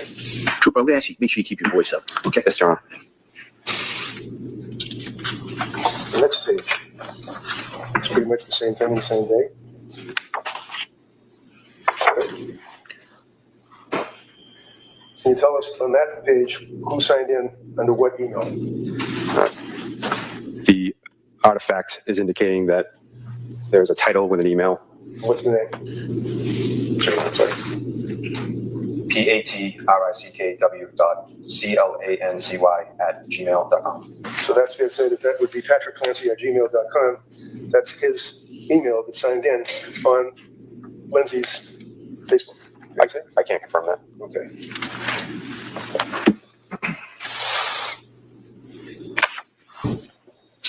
And when you were going through her phone, is it fair to say that I mean, there wasn't much in her life that wasn't exposed to the state police and the DA's office and the investigators. I mean, your report initially was 180,000 pages of PDF, right? It was a very large download, sir. Does 180,000 sound about right? It does. So 180,000 pages on a PDF, you do a number of extractions, and then you get into the one that you were testifying about. District Attorney indicated, or you stated that it was 768 pages of text messages that she had, along with photographs, perhaps? That was a timeline search. The number of items in that report are indicative only of the time frame in which I was utilizing within the software. Okay. So when you went through her phone, did you come across, on a Celebrate report, searching for where is the carotid artery? I don't recall. Did you come across, might be easier this way. This is a Celebrate report on Lindsay's phone, right? Now, I understand that you might not have been standing next to another cop going through the records and documents on her phone, but on this, you're able to recognize that as being a Celebrate report, right? It is a Celebrate report, sir. It's a Celebrate report for her phone. You can tell by the numbers, right?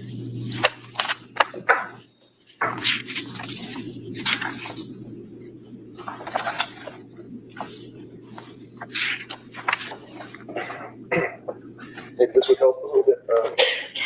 See this here where it talks about source file and it's got a number, quadruple 08110-0009255E and all the rest of them. That would be her phone, right? I don't have that number memorized. Of course not, but it would be in your report? Yes, sir. Okay.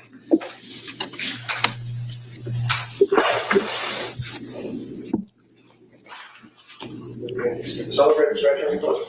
It would depend on the supplemental report that you have, sir, whether or not that character was displayed. Because this is, we agree, is Lindsay's cell phone. Celebrate extraction report. This item you have here, sir? No, I'm sorry. The exhibit. This is the calendar supplemental report, yes. So Lindsay, so what's the number? You must have a number that would connect to her phone, like an address, like your home address, but in fact it would be a number, right? It's a device identifier. It is not presented in the supplemental report. Okay. Where would the device identifier be presented? To be presented in the front page of the initial extraction report.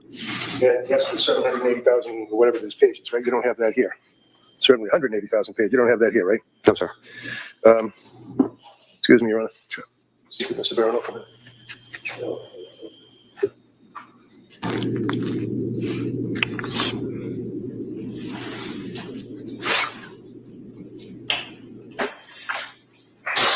Did you bring your report today with you? Just the report, not all the exhibits?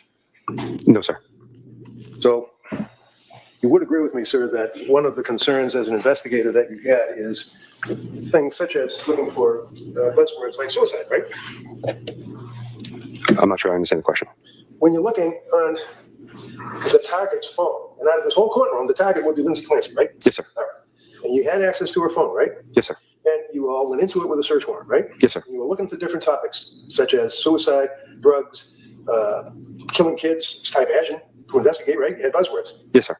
And did you come across, for example, a search that indicates carotid artery? I don't recall. Did you come across a search on Safari, how to slit your throat to die? I don't recall.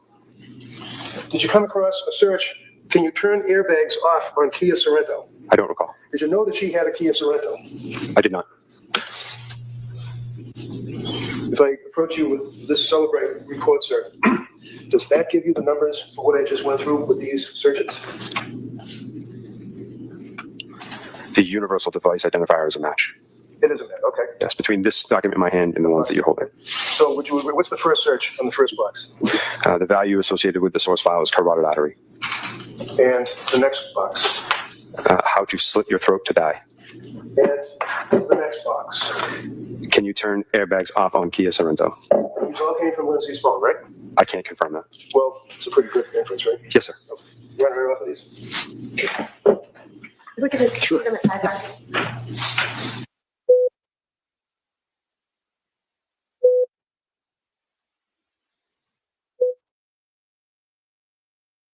Boop. Boop.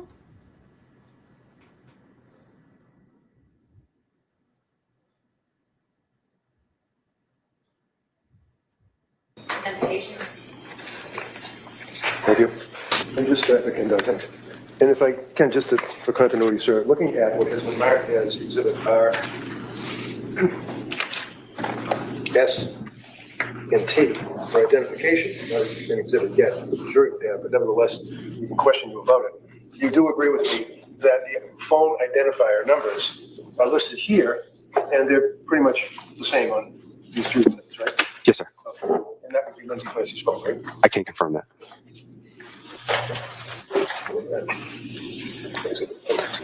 Yes, sir. So I've just handed you Exhibit 237, sir. Can you tell me what that exhibit is? The district attorney questioned you about it. It's a supplemental report that I compiled from the Celebrate software on the calendar application. Do you have access to what was referred to as the mummy text messages? Not with this document, sir. So that document is the calendar that we had already gone through as far as seeing the doctor, 9:45 to 10 o'clock appointments, right? That's correct. Sorry. Is the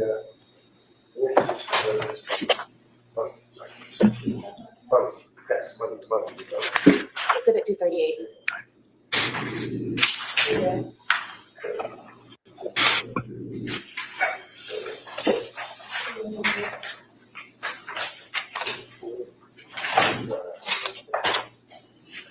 Exhibit 238, sir. If I may. On the exhibit, sir, this would be captioned the mummy text message thread between Lindsay and her mother. Is that fair to say? For January of 2023, sir, yes. Okay, so this search was limited by the police to January of 2023 for the texts between Lindsay and her mother, right?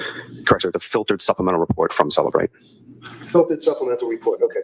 So who would be, when the jury's looking at these in the jury room, who would be the blue texter? Would it be Lindsay or her mother? You could just look at the participant delivered status sent from Lindsay owner to mommy. So the green would be from the owner of the phone to the recipient mommy. Okay, so green would be Lindsay, blue would be the mother. That's correct. All right. Now, let me give you exhibit 238. It's just a representative example. I mean, looking through, will you look at September 28th at 6:18 in the morning? Sir, can you repeat that date? Yeah, sure. September 28th. Oh, you didn't do, that's right, you didn't do September. You only did January, right? Sir, this exhibit is just for January of 2023. Okay, I apologize. Let's jump to January then. Now, let's say January 3rd, 8:35 in the morning. Do you have that? One moment, sir. Sure.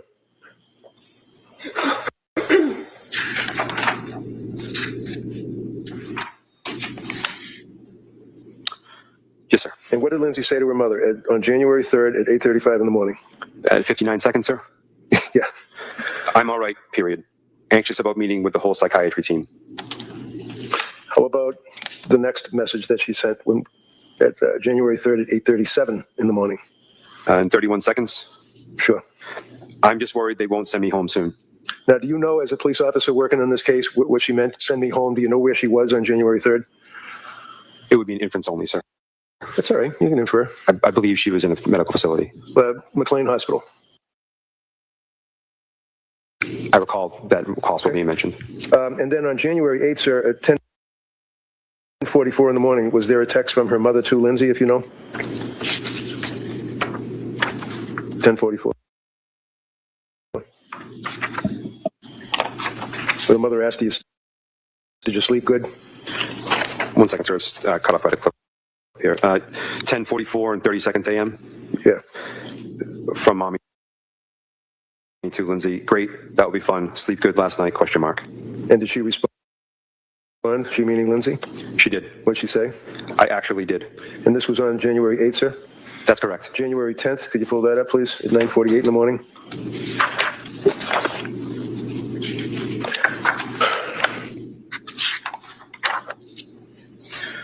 I apologize, sir. Can you repeat the time on the 10th? 9:48 in the morning, beginning with mother asking questions of Lindsay. Still sleeping good? Question mark.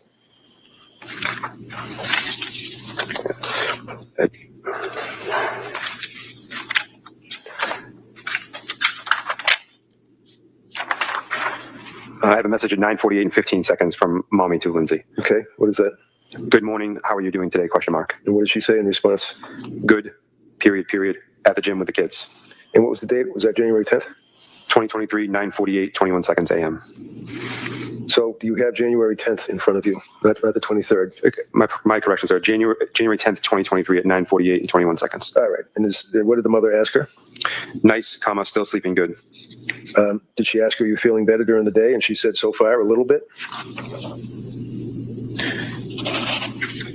Would you like me to read that, sir? Yeah. At January 10th, 2023, 9:53:01 seconds a.m. Are you feeling any better during the day? From mommy to Lindsay. And go to January 12th, 11:09 in the morning.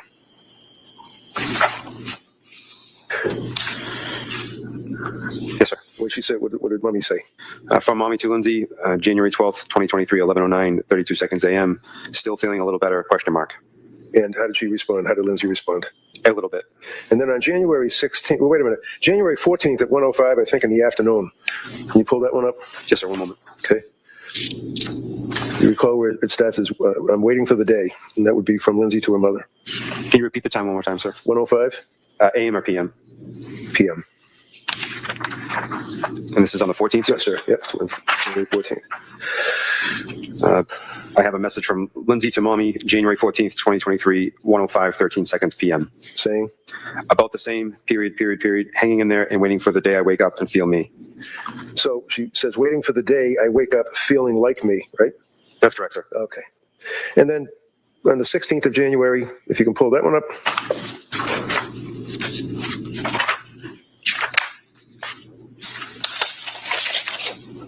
January 16th at 10:20.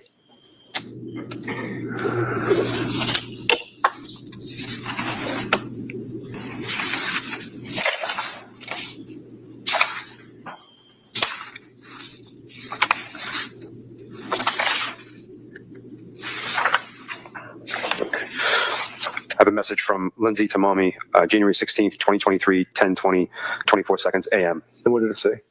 It was fun, period. Cora and Dawson enjoyed, period. Now, did it make reference at any point in the text that that was a reference to the Cape Codder? Is that in there at all? You see it? It was fun, referring to what was fun, if you know. Not in this particular message, sir. Okay. And then continuing on, sir, January 18th, would you agree that she inquired of her mother, or the mother asked, are you starting a new med? She said, I did. I started it two nights ago. And basically the mother was asking her about her medications and how she felt and how she was doing, right? One moment, sir. I just have to get to that point.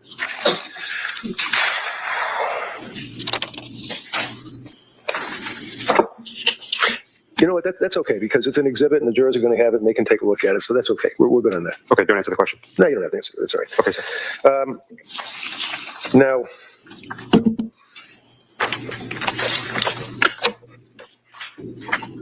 on January 24th, the district attorney asked you about the Google searches, Googling 3V restaurant, looking at the distance from the house to 3V restaurant, looking up menus. You recall answering her questions on that? I do, sir.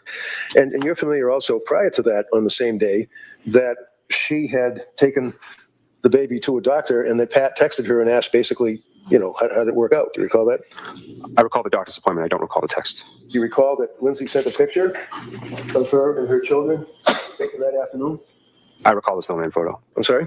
I recall the snowman photo. Okay. And that was on the 24th of January, right? It was, sir. You recall that Pat texted back and said something like, oh, wow, you're a good mom? You recall that? I don't recall the text.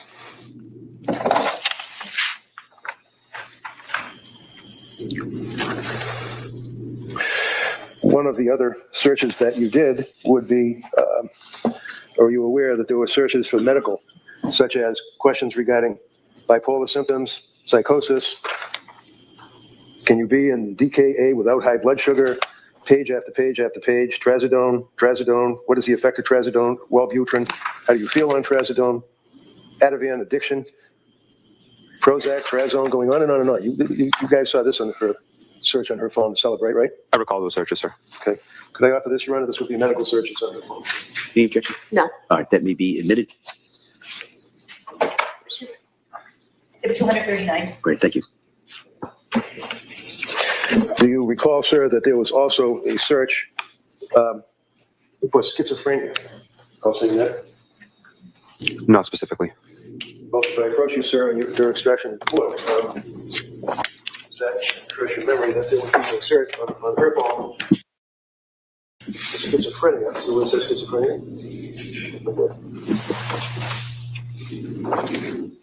Yes, sir. Okay. What was the date of that search? January 19th, 2023, 9:58:01 seconds a.m. Okay. Put that right here for a minute. How about psychosis? Did she search for psychosis as well? If I may. There was a keyword search in psychosis in a Google search. That would be a keyword search that you said in a Google search on the January 20th. January 20th, 2023, 8:39 and 0 seconds p.m. Okay. And then was there also a search for Seroquel? Seroquel was part of a search, yes. What was the rest of the search? On Seroquel, feel like I can't have a conversation. Okay. And it goes on a number of other inquiries as well, correct? Dealing with Seroquel. That's correct, sir. And then further, do you recall that there were a number of pages where she Googled and was inquiring about suicide? Yes, sir. And can you tell us when she was Googling suicide? December 29th, 2022, 1:02:14 seconds p.m. And would you agree that she also Googled on a number of occasions sleep? Sleep is one keyword and part of a Google search, correct? And then there's a number of pages that are attached to that dealing with the search for sleep, correct? That's correct, sir. Do you know the time frame that we're talking about from the Celebrate search?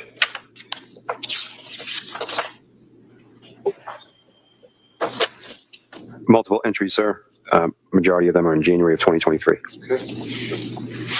Also, a much larger package of searches for trazodone. Is that correct? Yes, sir. Trazodone is one keyword as part of multiple Google searches. Okay. Zoloft. Correct. What's the time frame? If I may just remove this, sir. Yeah, sure. Earliest entry is December 31st, 2022, 4:07:48 seconds p.m. Last entry, all on the same date, December 31st, 2022, 7:06:39 seconds p.m. Okay. She also, on her phone, is a search for benzo withdrawals, right? Yes, sir. Benzo is listed as a keyword as part of another search. Also, after benzo, it says withdrawals, right? Correct. And what's the time frame for that, please? January 20th, 2023, 8:11:57 seconds p.m. Okay. And also a search for Wellbutrin.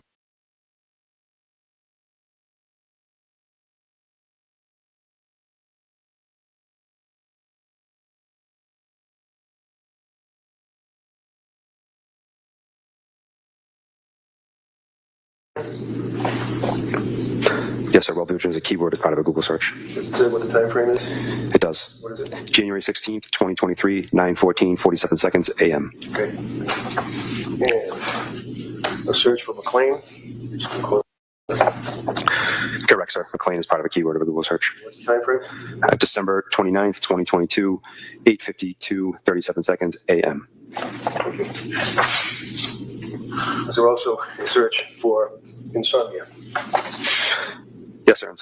Insomnia is part of a keyword of a Google search. What's the time frame? December 31st, 2022, 7:12:58 seconds p.m. That's December 21st, did you say? 31st. December 31st, 2022, sir. And is there a search for keyword ketamine? KETAMINE. Yes, sir. Ketamine is part of a Google search. It's a keyword within the Google search. What's the time frame? For this entry, January 20th, 2023, 8:39:0 seconds p.m. You also search pulled up on Celebrate for Lamictal. Yes, the word Lamictal was part of a Google search. And what's the time frame? January 16th, 2023, 9:23:13 seconds a.m. Okay. Is there also a keyword search for postpartum and Google searches for postpartum depression and various aspects of postpartum? Yes, sir. What's the time frame for it?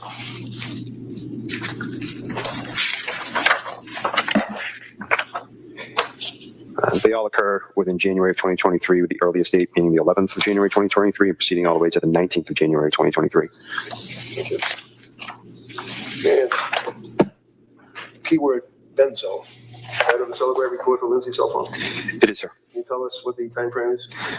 Sir, would you like it for the first entry or all the entries? Just give me the idea, like, the bracket, starting on when, ending on when. We don't have to go through all of them. The earliest entry appears to be December 6th, 2022, 9:17:05 seconds AM, and with the last entry being January 20th, 2023, 8:13:48 seconds PM. And search for bipolar. That was on her phone. Keyword bipolar is part of the Google search, correct? Bracketed in. What's the time that it started? When did it end? The earliest entry is from this report is December 29th, 2022, 9 AM, 37 seconds. And the last entry is January 13th, 2023, 1:38:42 seconds PM. And clonazepam was a search as well, correct? That's correct, sir. And can you just give me an idea what's the time frame on that? All of the searches in this report indicate January 18th, 2023, in the morning hours from 11:26 AM to 11:27 AM. Okay. And the next one would be Ativan. See what says Ativan. What's the first? Just give me the first month. What's the stat? Search for Ativan. The earliest time frame, sir? December 31st, 2022, 7:06:30 seconds PM. Okay. Next one would be amitriptyline, correct? Okay. I'm not sure on the pronunciation, but it appears to be that way. Okay. And when was the amitriptyline search? When did it start? When did it end? January 16th, 2023, 11:01:28 seconds AM, with the last entry being January 23rd, 2023, 8:17:58 seconds PM. And then on January 20th, 2023, was she searching intrusive?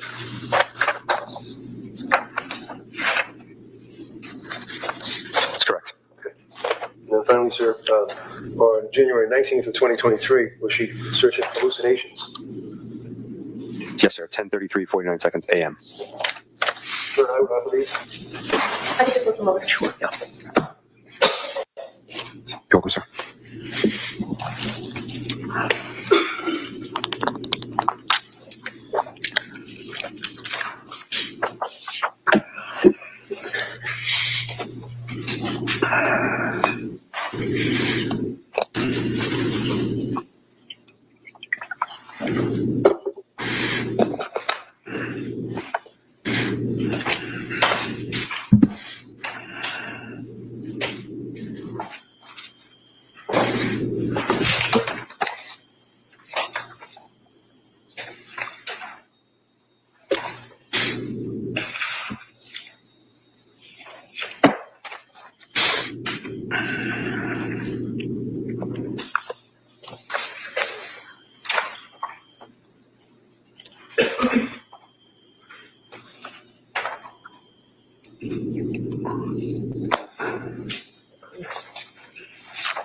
No objection. Okay, those may be admitted. Do you want to admit it's individual? Is one individual or all one? I don't care.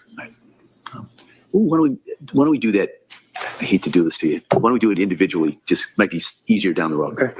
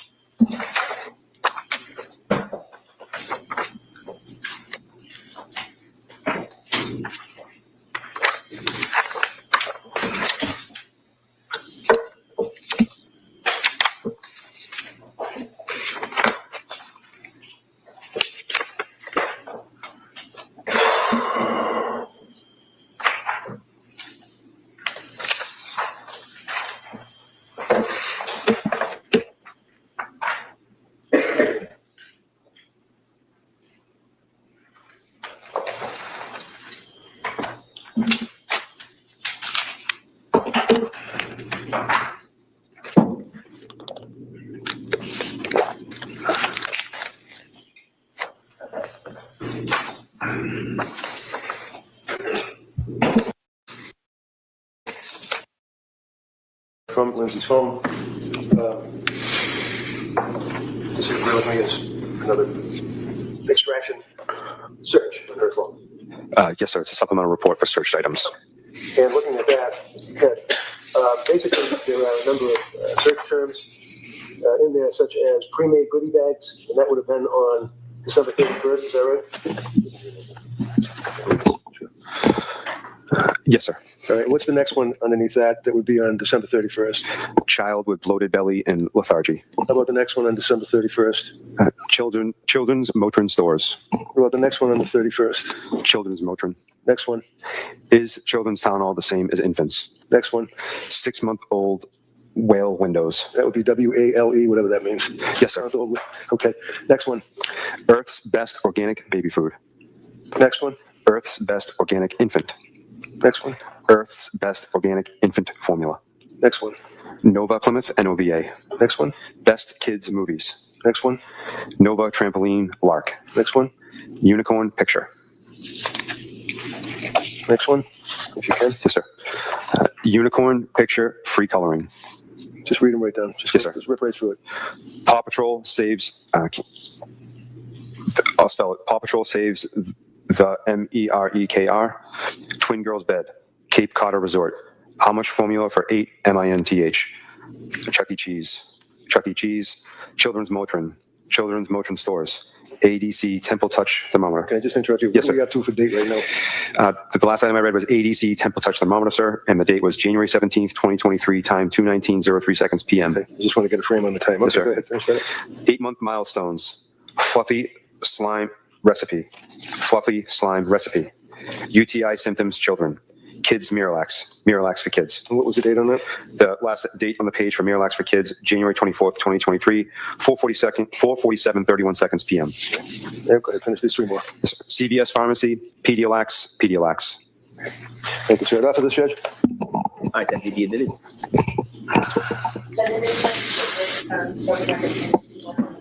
Yeah, 261. Yes.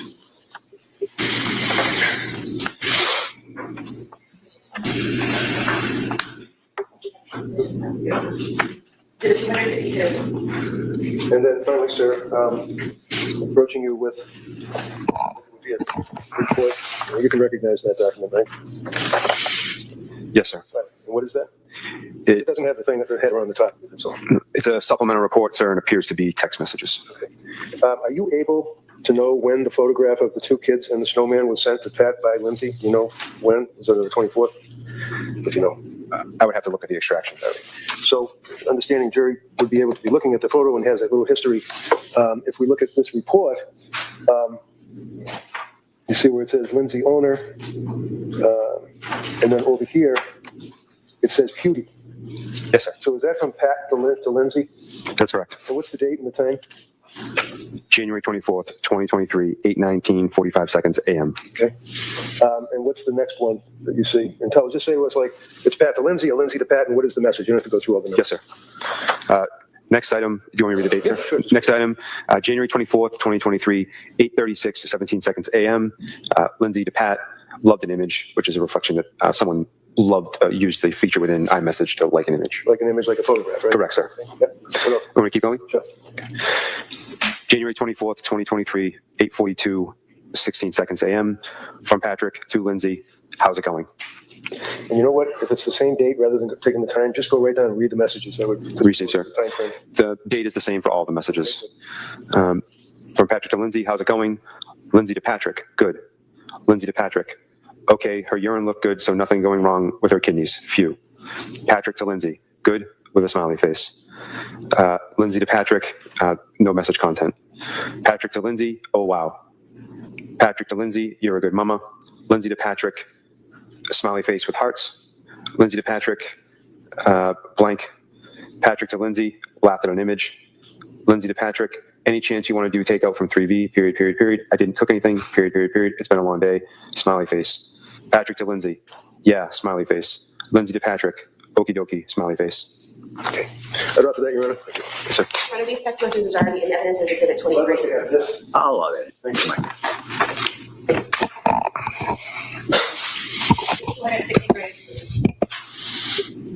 Finally, District Attorney spent some time asking you about modifications to a photograph, and I think it was of the little baby. Do you recall that line of questioning? Yes, sir. What did that mean? Does that mean that someone, or Lindsay or someone on her phone, changed the photograph of the little baby? Is that what that means? It means that the photo was edited in some fashion. So that could be like coloring? It could be a variety of things. Like what? As I indicated in my earlier testimony, it could be that someone took a live photo, and instead of having it be a live photo, which is a multiple burst of images, They took it down to just a single photo. Anything else that can be modified? Multiple things, but from the extraction, that's the only thing I was able to determine. So you weren't involved in the search of the Clancy house on the 24th, 25th, were you? No, sir. Were you aware that there were photographs of the kids hanging in virtually every room, kitchen, living room, bedrooms? Did you know that as an investigator on this case? Sir, I was not involved in the search. You know that there were dozens and dozens of photograph albums moving all over the house. Did you know that? I was not aware of that, sir. Thank you. Call redirect. All of the exhibits that defense counsel just put in about the searches for psychosis or certain drugs, are those all available in the disc exhibit 236 in some of those reports where you can search the word and all of those mentions will come up? Yes.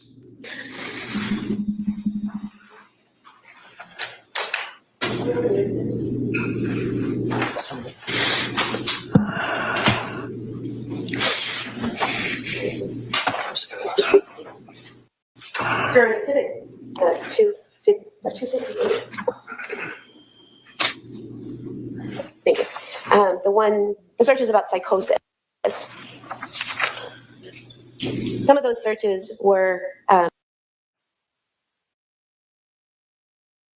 for psychosis symptoms on January 19, 2023. Is that correct? That's correct. So the person using the phone, looking it up, was looking up to find out what the symptoms of someone would be experiencing if they had psychosis, correct? It's a keyword search for psychosis symptoms. We're asking questions about the chats between Lindsay and her mother in exhibit 238. Correct? Yes, ma'am.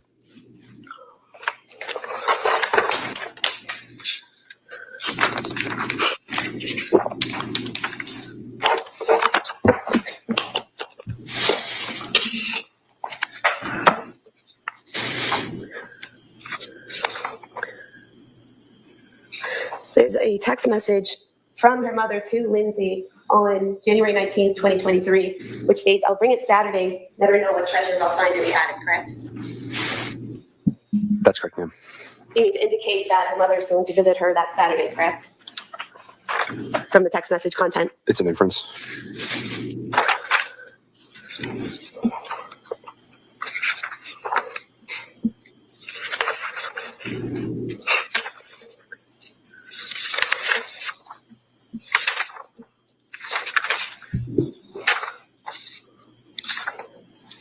Was there also a text message from Lindsay's mother to Lindsay on January 22nd, which would have 2023, which would have been the Sunday after the Saturday visit, in which her mother says, "Enjoyed seeing everyone this weekend. Nice to see you doing better."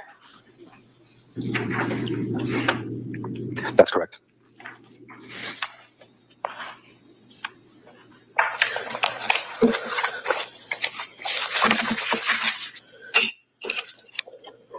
I have nothing further. Straighten. Just very briefly, kind of like a housekeeping thing, if I could, Judge. I'm approaching you with a number of text messages. Would you agree with me? Again, this came up on Lindsay's phone, and it would be text messages between Patrick Clancy and Lindsay. Kind of flip through them all. Trust me, one of the others. Yes, sir.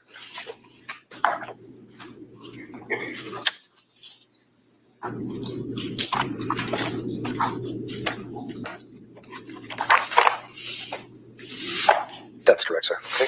And then finally, I'm handing you, again, extractions from Lindsay's phone that you can flip through them if you wish, would be between Lindsay and Sue Clancy, her mother-in-law, Patrick's mother. It says Sue Clancy.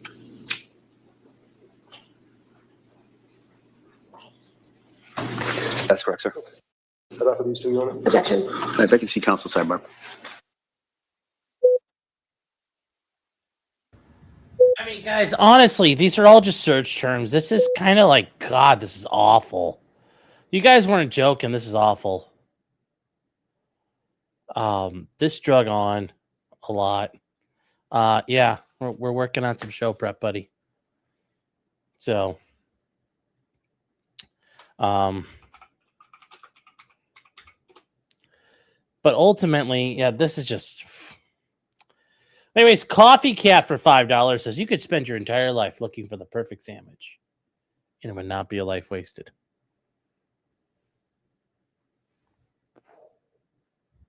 Very true. Very, very true. Thank you for $5, Coffee Cat. I got 2 raids in one stream. Yes, I did. Thank you all. Hellas Raiders. I'm sorry, guys. I was trying to get the show ready for the 9:30 thing here. Sorry about that. Hella sent you. Well, thank you. For being here, Scott. So is this Lindsay doom scrolling? It sounds a lot like it, yeah. Also, her daughter was like, my stomach hurts. My tummy hurts. Oh. Yeah, but just remember, this is all the crap that comes from House Long to Die in the Cold. A lot of nonsense here. So that's yeah. So not really know on how to do that there, but anyways, we'll see. Hold on here.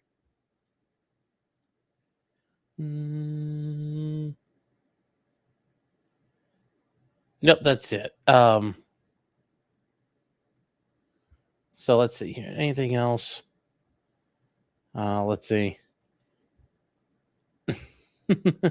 Yes, I smoke 5 cigarettes. I'm addicted. Do I have lung cancer? Yes. I'm becoming a big time streamer. I know. Brewberry, you sent me a message on Discord. What did you send me? No, you didn't. There is a message here from you. Oh. He's got tattoos. Okay, this is interesting. So he's got tattoos. And he says, I'm a sole practitioner. And we heard about all this. He said a murder, rape, and 2 back-to-back federal trials that ended 1 week before this ended. Yeah. He has a black belt in karate based. What? Black belt in karate and bears several tattoos, including one Latin that translates never represent an informant. And another in Greek that translates to come and take them. Oh, he's got Mon Levay on him. So he actually is based. He is a based man. But never represent an informant. It's like, the idea that he's never represented a guy who wanted to snitch out anybody to save his ass, I find hard to believe. Not like a straight up like Henry Hill informant, sure, but like, yeah. Yeah, I'm just saying. Massachusetts and Latin on that seal, they made it up. So, moldy labia is what he was talking about there. I think we're going to go back just real quick. It's UND for identification. Right. So that's all I have. Thank you, sir. All right. Can you speak anything further? No, Your Honor. All right, thank you, sir. You may step down. Thank you. It looks like they're going to go. Cover page and the vote page does not reference the. Oh, what are we doing? Actually, I put in the cover page and the vote. They're doing some of her records here. The appointment. Some of her records submitted here. That was yesterday. Well, she ain't crying anymore. So, anyways, they have their hour-long break. Holy shit balls! Oh my god! We're only gonna have like.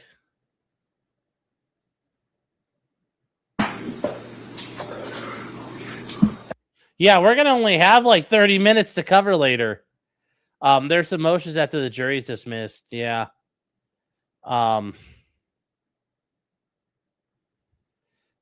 They show the video from inside the house. Well, we'll watch that after the show's over. So, I need to set up. Now I need to get the,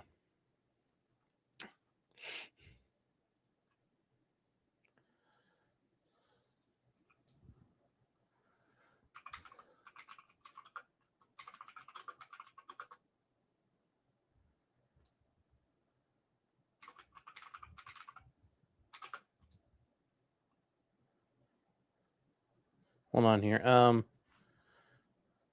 see, what else do we have here?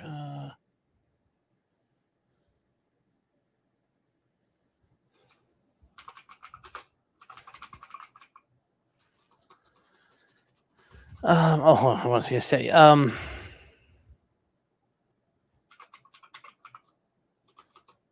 Yeah, we'll come with something here. Break. Are they coming back next Wednesday? No, they're coming back Monday. But yes, Mon Levy. It is what Leonidas allegedly screamed to the Persians when they were told to lay down their weapons at the Battle of Thermopylae. When they initially encountered the Spartans guarding the gates and guarding the road. So that is the lore, at least.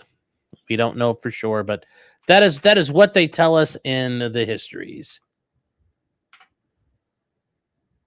So, all right, chat. So we are going to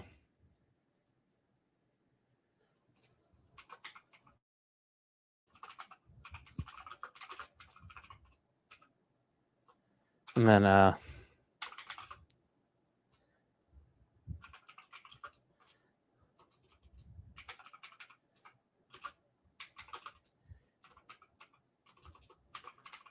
hold on, chat. All right, we're all set here, and we are going to head over to, Spartans, come and take them. Aaron says, come on me, yes. Come and take my back. Oh, that's funny. That's funny. Although, at the end of the day, it's like, it depends on who you got to trust.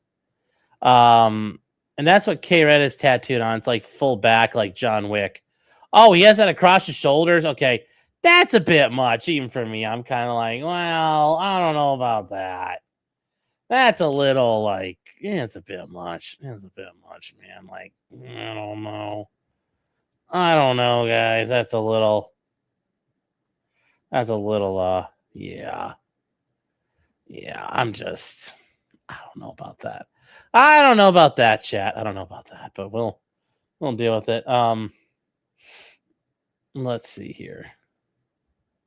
Why is this not working? Come on, switch over YouTube. Oh, we have almost 27,400 subs. We're getting there, chat. We're getting there. Some good stuff. All right, guys. I will see you guys over on the main show. And let's do this. So with that said, guys, I will see you in a little bit. And we got a lot to talk about. Confusion in the NFA case about what actually we could do right now. Not very clear, depending on where you live. The Tate brothers have some updates. Luigi Mangione might be earning a plea. And then a guy gets he's a sneaky snake with his, he filed a brief that was trying to trick AI. It was actually kind of funny when he did. So with that said, chat, I will see you guys in a little bit. And remember, until next time, just because you did it doesn't mean you're guilty. Good night, chat, and I will see you guys shortly.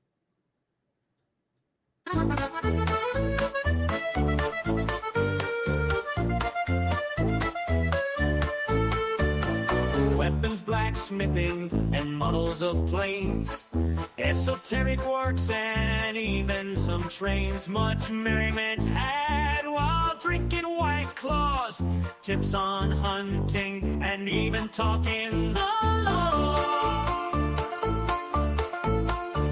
Whatever you do, just don't talk to cops, even when they nab you on illegal stops. Just 'cause you did it doesn't mean you're guilty, but please talk to a local attorney. Was that the fat guy?